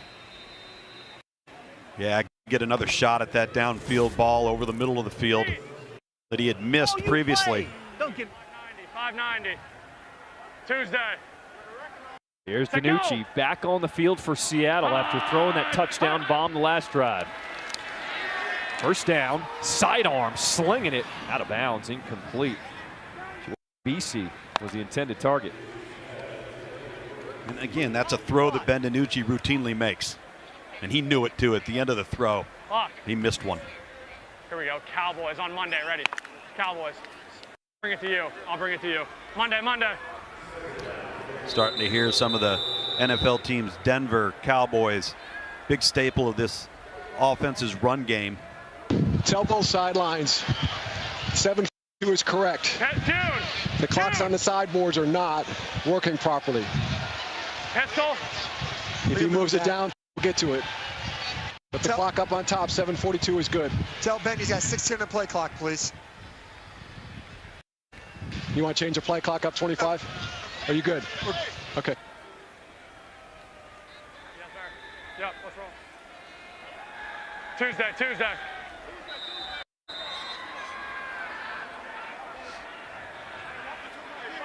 Set, go! Hot! Delayed handoff is to Hammonds. Hammonds is thrown back. LaRon Stokes. 8-2. Been tough sledding in the run game for Seattle, and Gold, gold, gold, gold, gold. allowed Vegas to pin their ears back and get after the quarterback. Prop. 881, ready. Divide. Get a wide split, Josh. Force the outside release. You may be able to work it over here too. Go. Just get an outside release, Josh. Seattle started 0 for 4 on third down, since 3 for 3. Get off me! John Green making dudes miss all over the place. First down, Seattle.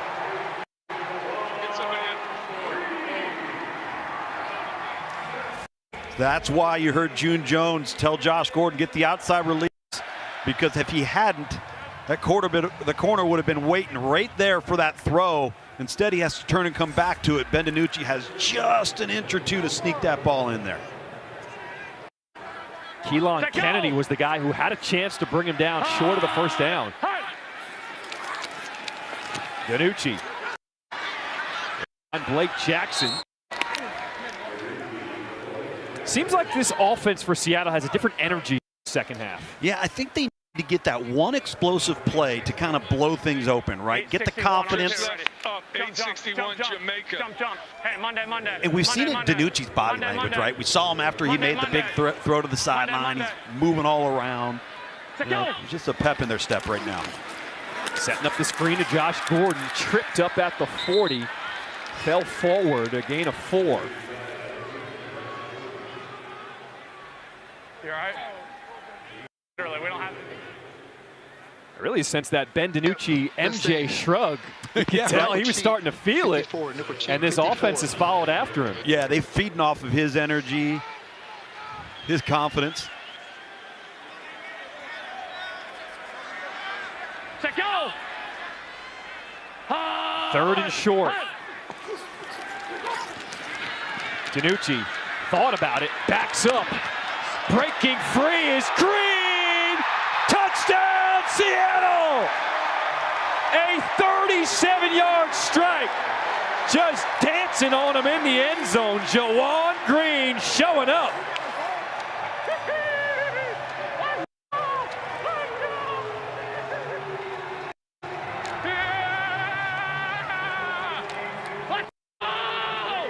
See Ben DiNucci here, and he's going to just subtly slide to his left, keep his eyes downfield. Number 4 Green's in the slot right there. He's initially running a crossing route. Now he gets caught in the wash, and what he knows is if the quarterback is on the move, if he's short, he's got to go deep. The deep receiver would come back. So good communication there in terms of the principles of what happens when the play breaks down. And we talked about Ben DiNucci's confidence. It's at an all-time high right now. Seattle will elect to go for 2 from the 5-yard line. Set go! DiNucci looking to throw, incomplete. VC had it and dropped it. But Seattle, they get 6 more with the touchdown. Just making plays, finding a way to keep the play alive, dropping it in the bucket to Green. You think that's the personality of this football team? DiNucci looking Gucci out there. Do the DiNucci.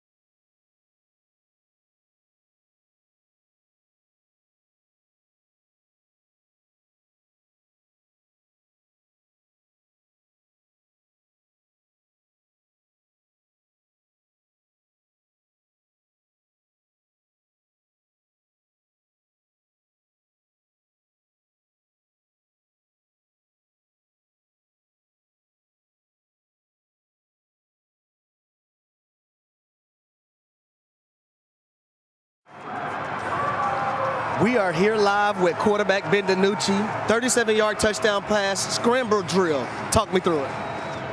That's when I'm having my most fun out of the pocket, making something happen, like you're in the backyard playing ball again with the boys. You're damn right about that because you hit some dance moves, my man. What about those dance moves? Do you think you're a dancer? Dancing with the Stars? Talk to me. I'll stick to football, but if Dancing with the Stars needs me for next season, I'll see if I can move some stuff around. And I don't know what that was called. That's called throw a touchdown and see what your body does to a dance move. So say less. You're waiting for the call now, right? Yes, sir. Appreciate it. All right. DiNucci is available. Dancing with the Stars. Sign him up. That's got a Saturday Night Fever feel to it, man. These guys are just having fun out here. A lot to play for, man. And when things are going well, you're playing at home. Got a pretty raucous crowd here throughout the lower bowl, providing their support. Eberle with the kickoff. Sweeting can't get to that left side. Yes, he does, but we do have a penalty flag as he just runs over Eberle, the kicker. See what the penalty is. Personal foul, face mask on number 30 of the receiving team. Of the receiving team? 30? 30 white. 30 yes. White of the receiving team, so that face spot's mask. Good. So we'll go half the distance from here, 30. Personal foul, face mask from the spot here against receiving team. Half the distance to go. Personal foul, face mask, receiving team number 30. Penalty is half the distance to the goal. First down, Vegas. So that will negate the return. XFL semifinals next weekend, Saturday, 7 Eastern, 4 Pacific on ESPN2, and Sunday, 3 Eastern, noon Pacific on ESPN. Both are on ESPN Deportes, ESPN Plus. You can watch it anywhere. Seattle starting to feel a little better about their playoff chances right now. If they win, they are tied with St. Louis for the same record, 7-3. But if they keep Vegas from scoring anymore, they would have the tiebreaker advantage. Pass is incomplete to the tight end, Brandon Dillon. It's just a throw you got to make right there if you're Jalen McClendon, and he will. He's just going to get better. He's going to become more comfortable. The physical attributes are there, and if you're Vegas, 29. And you're looking to the future, and you're looking to the off season. If you feel as strongly about McClendon as Rod Woodson says they do, you got to build everything around his skill set. On 2nd and 10, and handed off to Shy McKenzie.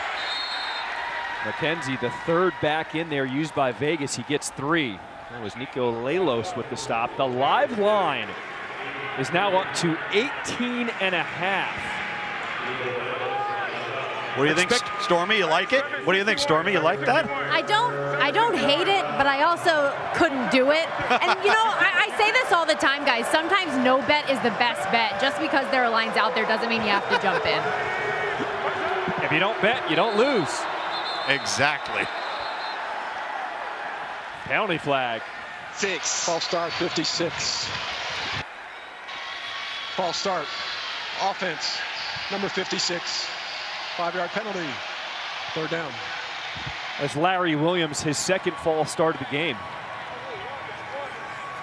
Tom, it's getting loud here at Lumen Field, and you can tell the offensive line having trouble hearing. They are. They're having some difficulty with communication. Now they're backed up, so you got some noise behind you. A young, inexperienced quarterback trying to work through some of that. No. Here we go. 3rd and 12. McClendon will take off. Seattle all game. They have been watching Jalen McClendon, not letting him any room to run up the middle. Trey Walker. Tisdale was there as well. We gave them everything. Come on, we gave them everything they got. Let's go.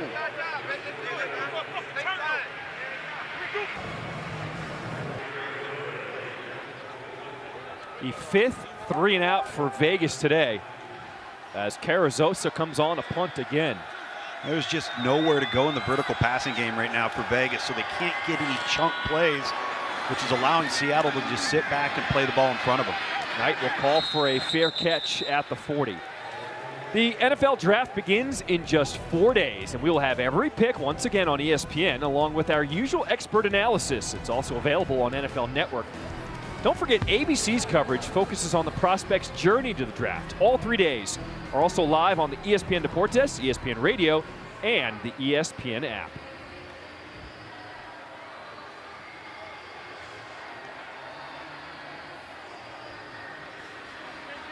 Seattle gets the ball back with a 17-point lead. 2:34 to play here in this third quarter. And this is the best starting field position for either team today. Their own 40.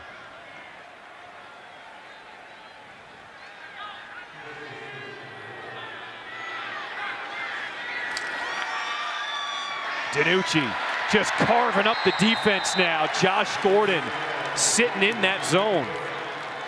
Just isolating big Josh Gordon, that big body on the corner route, and he's just so explosive and such a mismatch that if you're Ben DiNucci, well, that was an easy one because he's wide open, but you don't have to be perfect all the time.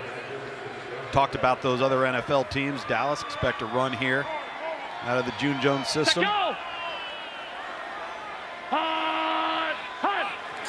First and 10, delayed handoff. Hammonds just tripped up, falls past inside the 45, down to the 44.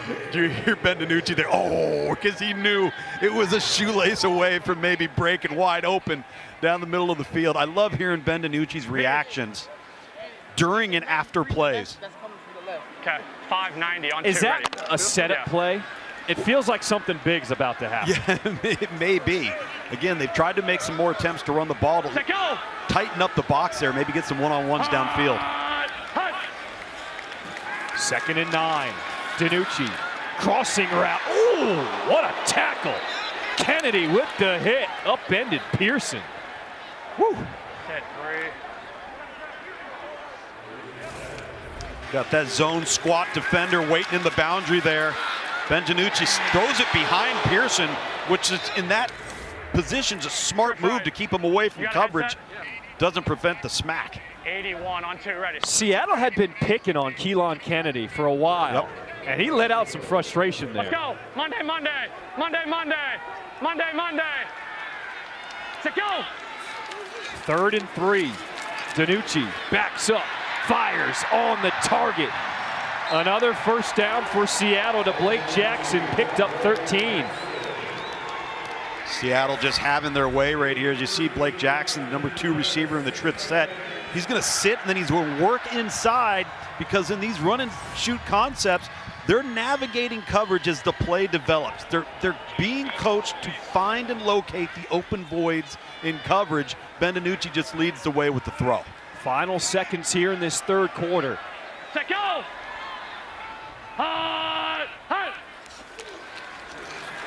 DiNucci looking end zone. Incomplete. Josh Gordon, and we've got plenty of penalty flags. They are just picking on Kennedy today. Number 6 DPI in the end zone. Yep.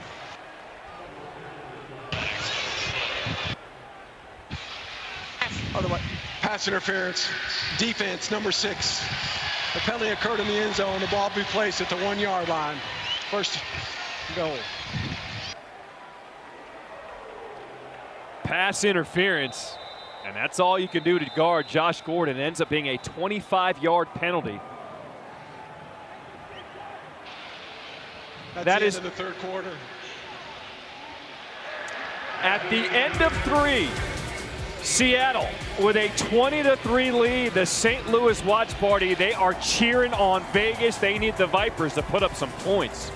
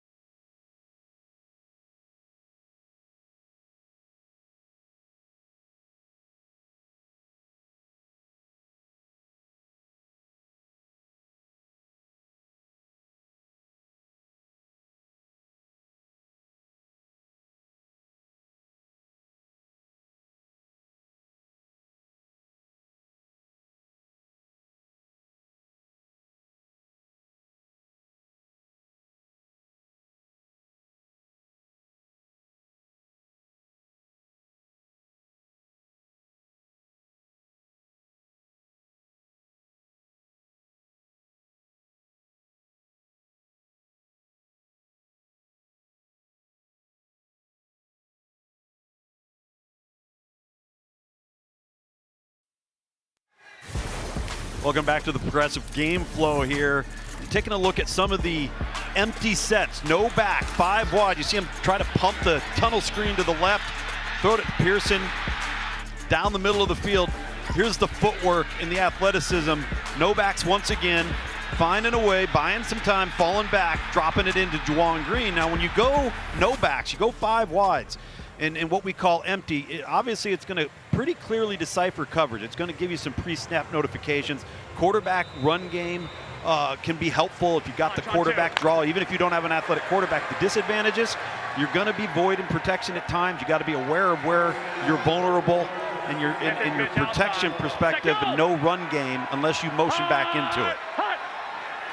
Hand off to Philip Lindsay. Cannot get to that corner. He will lose at least a yard or two. Brings up 2nd and goal. Back to that empty. Yep. Why wouldn't that favor the defense if the defense knows you're going to throw it? Well, if they know you're going to throw it and they're going to come after you, because you're spread out so wide, they're going to have to show their hand prior to the snap of the ball. So it's going to give quarterbacks an indicator of if they're going to get pressured. When I mean pressure, you got five protectors in empty. So if they bring 1 more than you can block, let's just say they bring 6, they're going to have to show their hand on where that 6th guy is coming from. So it does simplify from a quarterback's perspective where to go with the football, where he's vulnerable, and then you're likely to get a lot of one-on-one situations. Opposite right, Y off. Do you need more open field, or can you do it in a close goal line situation like we are here on 2nd and goal? I think if you get into no backs in this type of scenario, the quarterback draw is always in play, right? Because you spread everybody thin, and then you don't have really anybody right around the goal line to defend.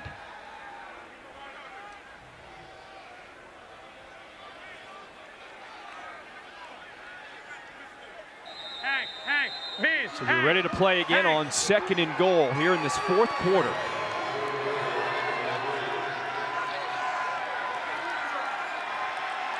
To go! DiNucci, quick pass. Did he get a foot in? Touchdown! Jordan Vasey! Hey! What a grab! That's the way to make a play. That's the way to make a play. Seattle in this 2nd half. 3 drives, 3 touchdowns.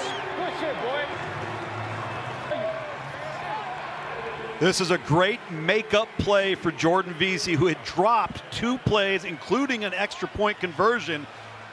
Extends, tracks the ball, elevates, but drags that foot. It looks right before his upper body hits that pylon and out of bounds. Wait for him to come back, make a play. Flip 51 on 2. JG, Josh. Seattle electing to go for 2. To go. DiNucci looking to throw again over the middle. He's got his man again. Blake Jackson, 2-point conversion is good. And Seattle is getting closer to that magic number of 34.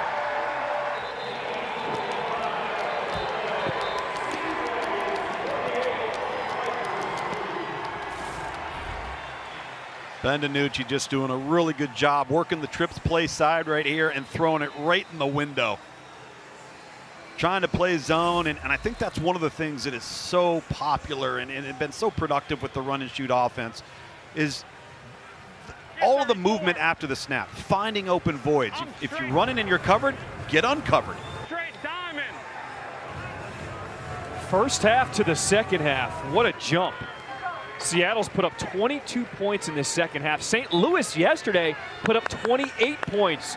Both of those teams knew they got to put up points in order to make the playoffs. Seattle, 6 points away from the magic number of 34 Hey, look at me. to clinch the final playoff spot in the XFL. They can feel it here in Seattle. A lot of energy here in Seattle right now, and the enthusiasm and confidence. Big momentum on the side of the orange.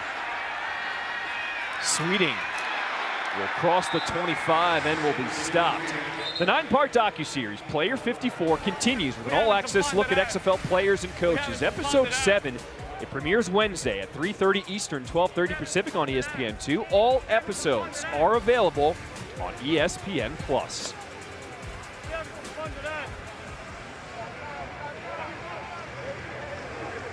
What was said in the locker room for Seattle at half? This is a completely different team.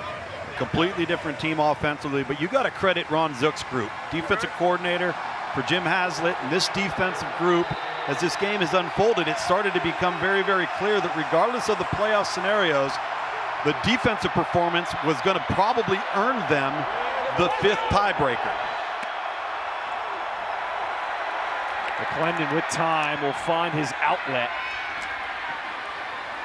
And a good run after the catch.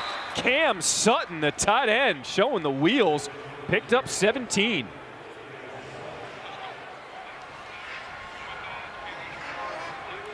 Hey, flex left. Ace left play. Ace Live play. line.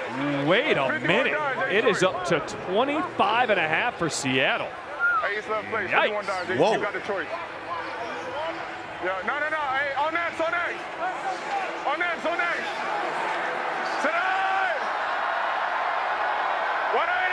What's up? Empty backfield, McClendon pressured, steps back away from it. We have a flag down the field as McClendon will get out of bounds.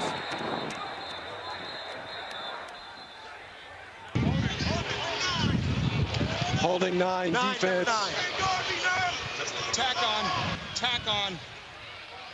Holding defense, number 9. 5-yard penalty be added to the end of the run. First down. That's Clarence Hicks for Seattle, charged with the penalty. Good looking, good show. Show odd 43 buzz. Show odd 43 buzz. Show odd 43 buzz. 350.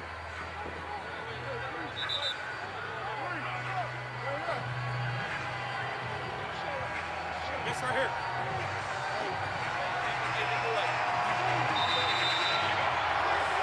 So they start the clock again as they have the chain set. Hey, wonder. What an atmosphere here at Lumen Field.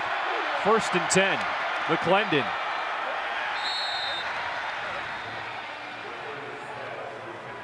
All right, here we go. Let's go. Ace right, 60, give me wide vodka. shallow, Vodka. A check. Ace right, 60, Ho. wide shallow, A check. Hey, 60. No. Right. Ace right, 60, wide shallow, A check. Hey, no. All right, vodka.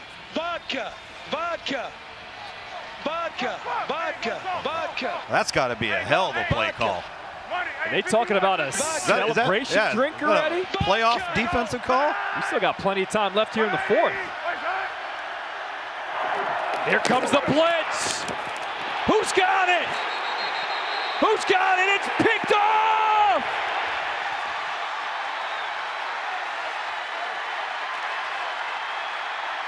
Seattle comes away with the interception. Quinterio Cole.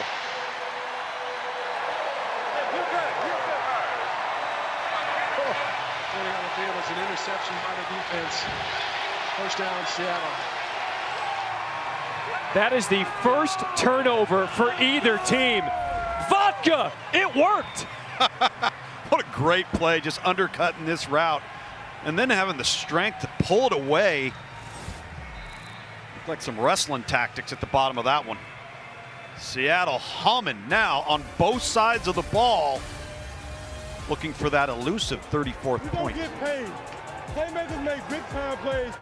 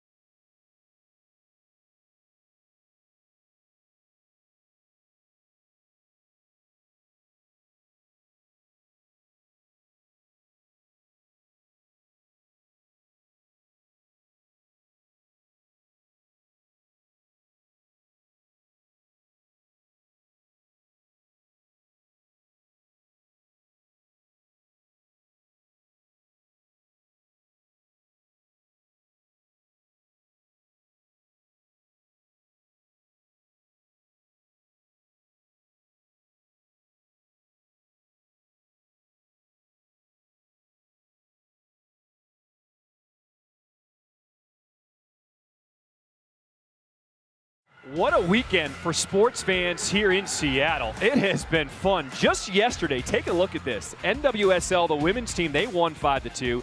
MLS, the Sounders, they won 1-0. The Mariners playing a little baseball across the street. They won 5-4. The Kraken couldn't get it done in the playoff game. But all of this is really going on in a downtown small area. It is awesome. And right here in Lumen Field, 15,046 fans in attendance here with everything on the line. XFL fans, thank you for what you have done, making this league a success, coming back. We've had over 575,000 fans attend games over 10 weeks here in the XFL. Fans, we love you. This has been awesome. Thank you. Look at the commitment. Let go! Hut! Hut! Seattle with the ball back. Charlie Tamalpayao, 13-yard pickup. You know, when you talk about the XFL fans, as we see Tamalpayao here, again, the tight end doubling as a running back for Seattle, but it's not just a fan attending a sporting event. Like, it's a full-blown, like, it's dressing up in costumes. You know, you've got your Sea Dragon Snuggies there. I mean, it's an event, man. It's not just sitting around and watching a game for 4 quarters. Handoff is to TJ Hammond. And I think, to your point, it's embracing everything that the XFL stands for. The players have a dream to move on, maybe get to the XFL. These fans, they love that we're here in the spring. It's engagement. And we've got football. Yep. Think about where we've been this season. The Beer Snake in D.C. Caw-caw in St. Louis. The Bottlenecks, that's right. I mean, it is awesome. They packed the dome. I mean, they're here in St. Louis. And they're developing their own Instagram pages for their fan support. I love it. 2nd and 11. Danucci over the middle, wide open. Can't haul it in, Ja'Cour Pearson. And what's cool about that, every stadium, every team has their own unique fan base who is taking it to a next level. Ben DiNucci, did you see him jump and hop right as the ball left his hand? Because he knew it was going to be behind him, and he did not give Pearson a chance to catch that ball. And it's kind of what I like about Ben DiNucci is there's accountability with every throw. Like when he misses, he knows it, and it's on him. Look at these guys. This is great. 3rd and 11. DiNucci scrambling again, just throws it up. Josh Gordon again. How about it? A 39-yard pickup, and it is a party here in Seattle.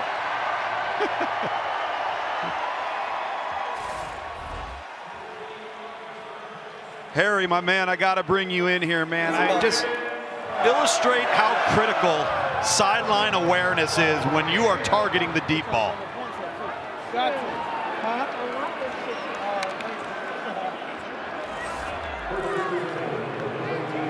We'll get Harry in a second. Seattle continuing to drive, getting close to that magic number. DiNucci will get safely out of bounds and pick up yards on 1st down. Anderson was the closest guy there on D. Yeah, Tom, this is a great job by Josh Gordon. We call it awareness. If you didn't have it in the meeting rooms when I played football, you got fined for it. One thing Josh Gordon definitely has, an all-pro, led the NFL in receiving yards, a Super Bowl champion, is sideline awareness. Man, was that pretty. Put him on Dancing with the Stars with that footwork. 2nd and 4. DiNucci scanning, picked off in the end zone. Marwin Evans with the interception and denies Seattle a chance at that magic number. For now. Hey, why you take a knee? Bitch, we on the 1-yard line. What happened with DiNucci here? Number one, he came back to the middle of the field late, and a big no-no at the quarterback position. Don't throw the ball late to the out or the sideline or the middle of the field. You're going to get undercut by the defender, and he knows it. He knows he forced it. It's a risky throw. Sometimes your confidence is at an all-time high and you're hitting everything you throw at. The big knock on DiNucci this season, the interceptions. Throws one there in the end zone. McKenzie. Now, if you're Vegas, you love the interception, but I heard some guys saying, why not just take a knee in the end zone there? Yeah, I mean, well, that's where things have been difficult for Vegas. You know, those types of situations, knowing the right call to make, certainly got to be frustrating for Rod Woodson.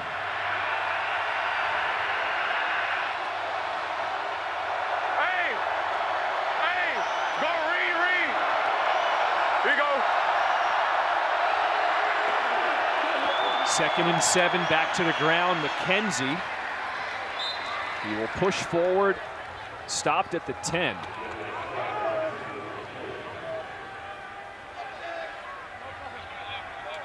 Okay, give me a hop. 11. Troy left down. Sub. 224 range.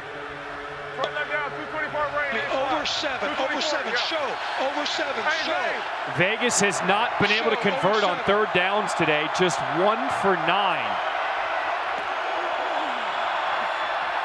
McClendon throwing, completes. Matthew Sexton tiptoes the sideline, eventually knocked down shy of midfield. Antonio Brooks there with the tackle, but a good conversion on third down, a pickup of 37. That's almost all Sexton right here, and you see Jalen McClendon moving the pocket off the token fake. One of his better throws today, and then Sexton doing the rest, tight rope in the sideline. And to your point, finally some progress on third down for Vegas. Here you go. Set up! 180! What's hot? Handoff, and Seattle knew it was coming. McKenzie was greeted by Thompson and Lelos. Lelos called his name a bunch today. He's just such an active player, splitting the gap there between the tackle and the guard. And then they've got pursuit off of the edge for contain. Right call defensively versus the wrong call offensively. Have I mentioned Lelos is a Dartmouth guy? Here you go. Hey, sit up! 180, what's hot? Second and 13, the pressure comes again. McClendon got popped.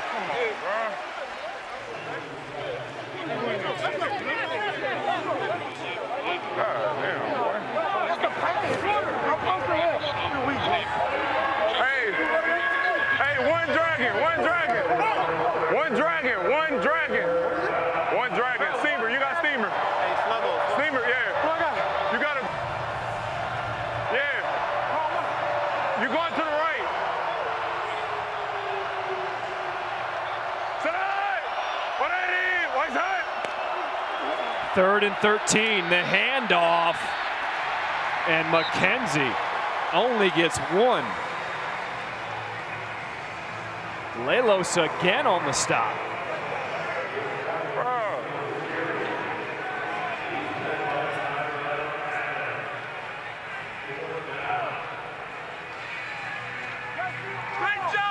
The defense continuing to do their job today for the Sea Dragons.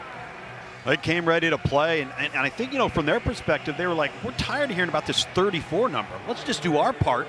We're already leading the league in points allowed. We take care of business on our side. The rest of it won't matter. Carrizosa with the punt. McKnight makes a cut back midfield across the 20, and a late flag comes in.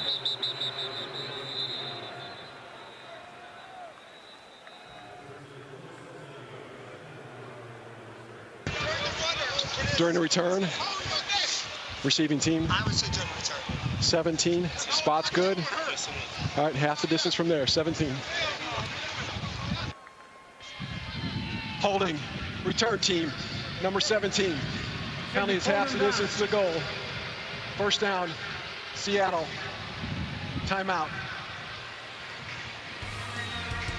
Timeout on the field. 5:20 to play here in the fourth. Seattle up 28-3.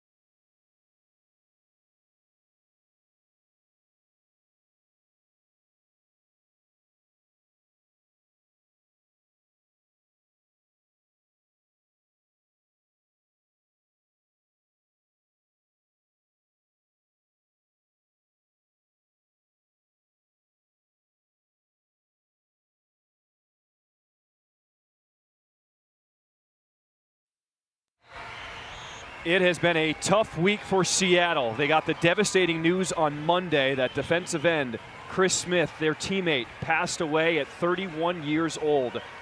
They are remembering him and honoring him by doing what they do best, showing up and showing out. They have a lead here in the fourth, and if this score holds, Seattle would advance to the playoffs with a tiebreaker win over St. Louis. They would play DC in that playoff game. Set, go! Hut! Hut! They'll have to go 92 yards for the magic number. Oh, dangerous throw. Gordon was working on Kennedy again. See, this is where the clock in the XFL and the clock rules, not stopping on an incomplete pass. You can take that risk if you're Seattle and still have an incompletion, and the clock still favors you. 81 on 2, ready. And with the way your defense is playing right now, as long as they continue to hold Vegas from scoring any more points, they're good. Correct. It's not as much about Seattle scoring points as it is keeping Vegas out of the end zone. Here comes the pressure. DiNucci senses, steps up. What a performance from Ben DiNucci today.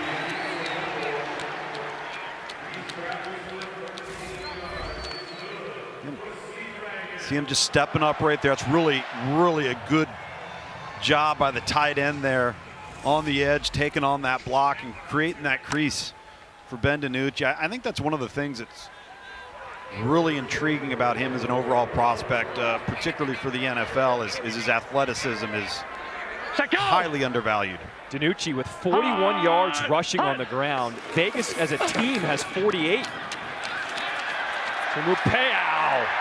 What a load to bring down with the first down. Stormer, what do you got? Well, we've talked so much today about the confidence that Ben DiNucci has, even coming off the turnover. I asked him earlier this week, when you do have instances in games where you're down or you're turning the football over, how do you always find a way to rebound? And he said, well, being confident helps. And that's what we've seen time and time again today. The finger guns, him revving up the crowd, the energy that he has after he scores. And he told me this is the most fun that he has had playing football in such a long time. He loves playing in the XFL, how it breathes new life into not only his career, but a number of players in this league.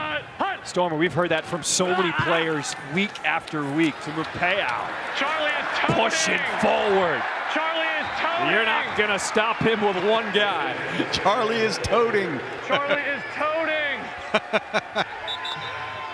Yeah. Look at the big fella here. Pressing the hole, lowering the shoulder. Second down. No, Ben DiNucci having a great time playing in this league, and I'll tell you what's going to happen in this league is Let's go. this thing gets underway for a couple of seasons. There's going to be some stars emerge in this league that are going to become ambassadors for their teams, for their fan bases, something to build the league around. It's going to be good football the longer it goes on. A deep shot, and DiNucci's picked off again. Jamar Summers with the interception for Vegas.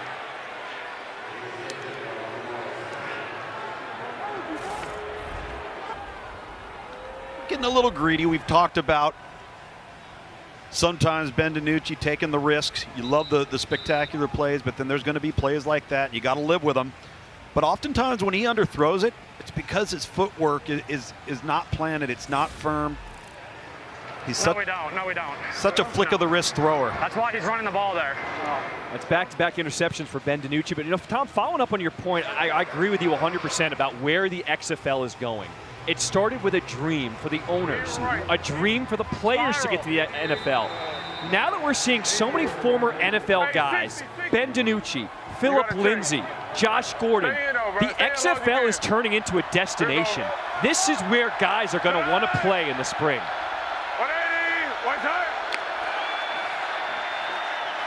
McClendon pressured, throw off the mark, was looking for Sexton. Antoine Jackson right in the grill of McClendon. In essence, that last interception by Ben DiNucci just ended up being a punt that flipped field position. I mean, there's very little risk with it. 50 dives, their choice. 50 dives, their choice. You're on the left, though. You're on the left. Yeah, I promise. I got you. We approach the 2-minute warning. 180. What's that? And Vegas did not get the snap off in time. This is the 2-minute warning. No, man. A cool 52 degrees here in Seattle. This is football weather. We got the ferry boat on the water downtown. What a scene.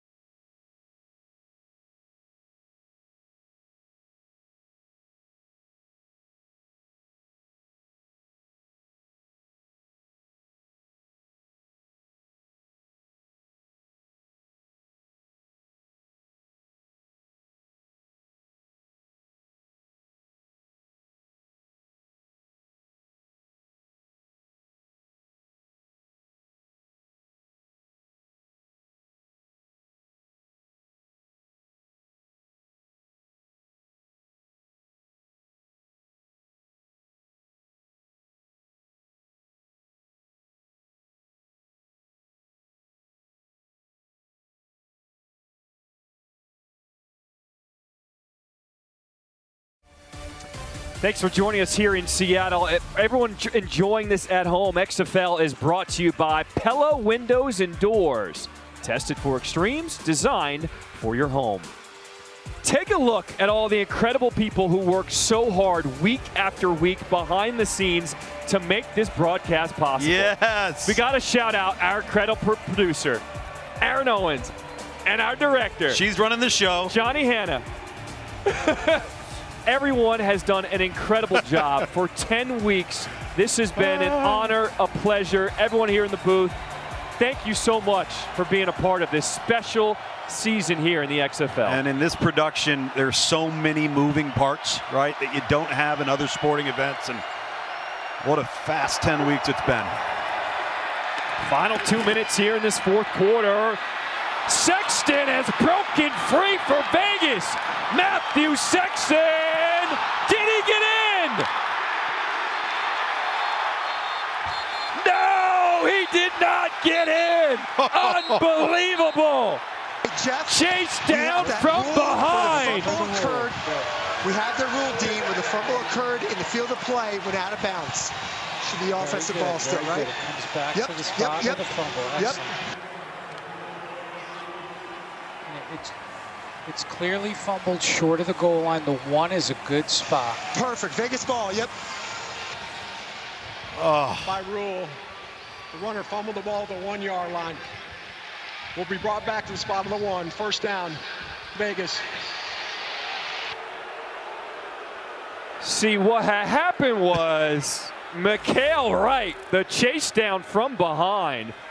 It still is the longest play of the season for Vegas at 84 yards, but they don't get to cap it off. Mikael Wright was rolling. Hey! Press it, I'm ball! Yeah, I'm ball! By rule, fourth down fumble. Rules apply under 2 minutes. The ball will be brought back to the spot of the fumble. First down, Vegas at the 1 yard line. Harry, as a receiver, do you have to get on your guy if something like that happens? What do you do coming off of a play like that? I'm sitting him down, and he's never going in the game again. Inexcusable, showboating, tuck the ball away, go in the end zone. Simple as that, fellas. All right, let's go to the command center. Dean Blandino, can you explain the rule, how that play unfolded at the end? So this is different from the NFL and college. This is the rule when you fumble it into your opponent's end zone and it goes out of bounds. Normally that's a touchback. We changed that. Now the offense will retain possession when they fumble it into their opponent's end zone and it goes out of bounds. It's treated just like a fumble forward out of bounds in the field of play. So Vegas will maintain possession, but it won't be a score. It will go to the 1 yard line. So what was the line of thinking in making that shift? What did you think made that a better option for the XFL? Well, we wanted to try to, as we think about our rules innovations, that was something our fans were telling us. They didn't like the rule that it was a touchback if the defense didn't recover. And we felt like we wanted to listen to our fans, make that change. This is the first time it's happened all year. Wow. We like that, getting the fans involved. Dean, thank you so much for that explanation. So it'll be first and goal from the 1 for Vegas. McKenzie with the carry, and he does get in the end zone. Touchdown, Vipers. Shy McKenzie with a 1 yard touchdown rush. Vegas, their first touchdown of the ball game. Simple, easy handoff inside here.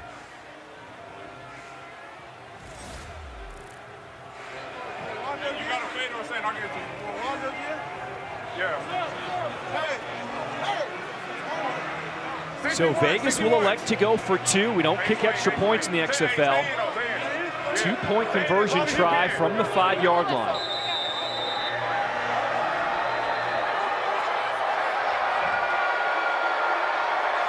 Sexton, the man in motion for Vegas. McClendon rolling out.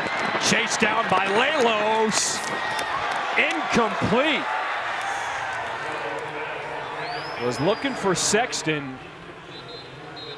And at the end of that play, there was somebody on that sideline who the players are making sure that they're okay. as McClendon was bearing down.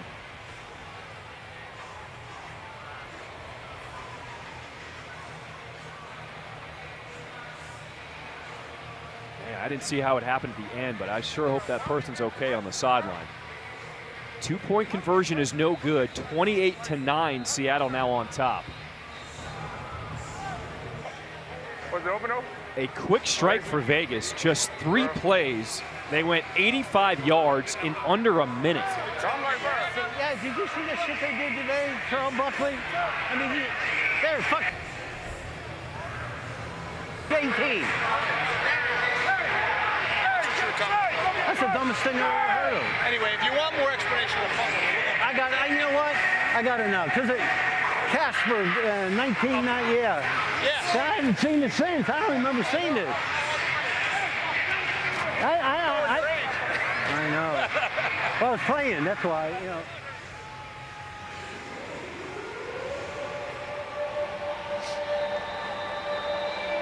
You wanted access. Jim Haslett having a good time with the officials today. The fans have spoken. That's what we're giving you. 1:30 to play here in the 4th. And a penalty flag at the end of this one.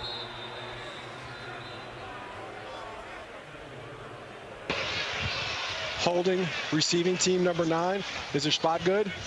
Spot is good. we're going to go from the end of the play then. Okay. Behind. Holding. Return team number 9. 10-yard penalty. First down. Seattle.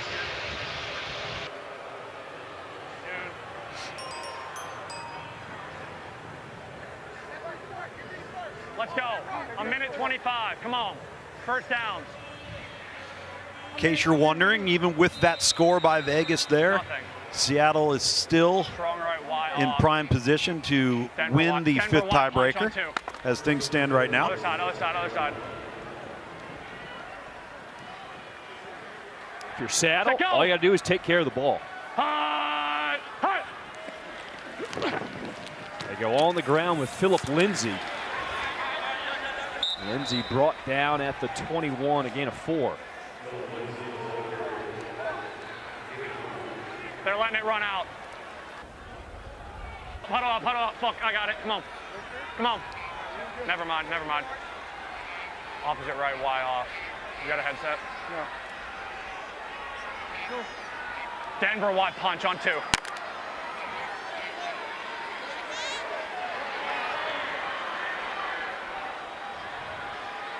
Set, go!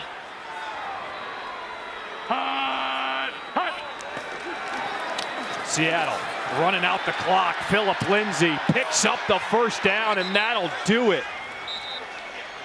A gain of 11. Vegas not stopping the clock. Here we go. Here we go. Here we go. Here we go. Yeah. No. Strong left. Strong left. Tampa on 2. Ready. Tampa.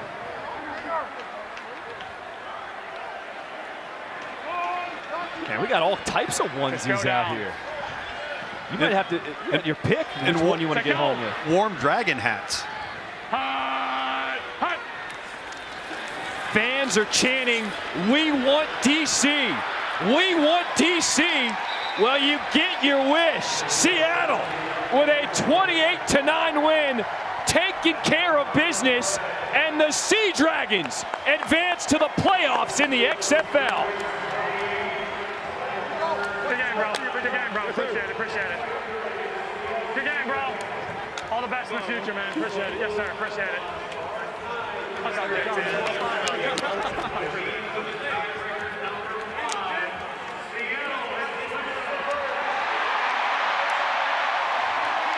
And the fans just heard it over the announcement here in the stadium. With the win, they have tied St. Louis for a 7-3 record, but off the 5th tiebreaker, they win it and will advance over St. Louis. The league could not ask for anything more. To go into the final week of the season and have all 4 games have playoff implications, you couldn't have scripted it any better. Good game, bro. Good game. Seattle fans wanted DC, and you will get him. The Defenders will take on the Sea Dragons next Sunday at 3 Eastern on ESPN. That game is going to be something special. Let's send it down to Jim Haslett with Stormy. Coach Haslett, I know it wasn't the prettiest the last couple of minutes, but that doesn't matter. Your team is in the playoffs. What changed at halftime for you guys to get this win? Well, you know, I thought the defense was outstanding the whole day. I mean, they were into it and playing well, and we struggled early on offense, and then we kind of got in a rhythm, and we scored 3 straight touchdowns, and they, you know, it was all clicking. It's a good football team. They're really good players. They really are, and they work hard. We push the limit. We push them to the limit, and I think they like it. So it's fun being around them. Hopefully we can continue to do what we're doing. You guys had a lot of different motivation coming into this game, including playing with heavy hearts, losing one of your own in Chris Smith. I know how much you and these players wanted to win for him. Yeah, you know, I'm the one that talked Chris into playing. So, and I love Chris. I met his mother and father this week. I know why he's such a great guy, because his mother and dad were outstanding, and they're great people. So surely going to be missed. He's a great guy. He was a great guy. Absolutely. Now on to DC. Coach Haslett, a team that you had trouble with in the regular season, but that... What you say trouble, we lost by 1 on the last play of the game, and then we went for 2 to win it, and we didn't make it. So it'll be a good game. Well, that's I was going to say, how excited are you for another shot? Yeah, I think it's going to be a good game. It's going to be a good game. People are going to want to watch it. It'll be better than a championship game. Thanks, Coach. Thank you. In memory of Chris Smith, 31-year-old defensive end who passed away last week on Monday. What a way to honor your fallen teammate with a big win here today. Well, again, you come out, you do what you can do. You worry about what you can control. And I think they used the week, turned it into something positive. And again, a locker room, a football team's like a family. Then they lost a family member. And you see a very disappointed member of the St. Louis Battlehawks right there, and A.J. McCarron looking up at that screen one last time as a playoff burst slips away. What a season here in the XFL. We have finished the regular season, and the playoffs are set. Arlington will take on Houston. Seattle will take on DC. Fans, thank you. It's been incredible. For my crew, Tom Luganville, Harry Douglas, Stormy Bonantoni, Aaron Owens producing, Johnny Hanna directing. I am John Schriffen saying thank you for joining us from Seattle. Danucci and Sea Dragons will move on to the playoffs.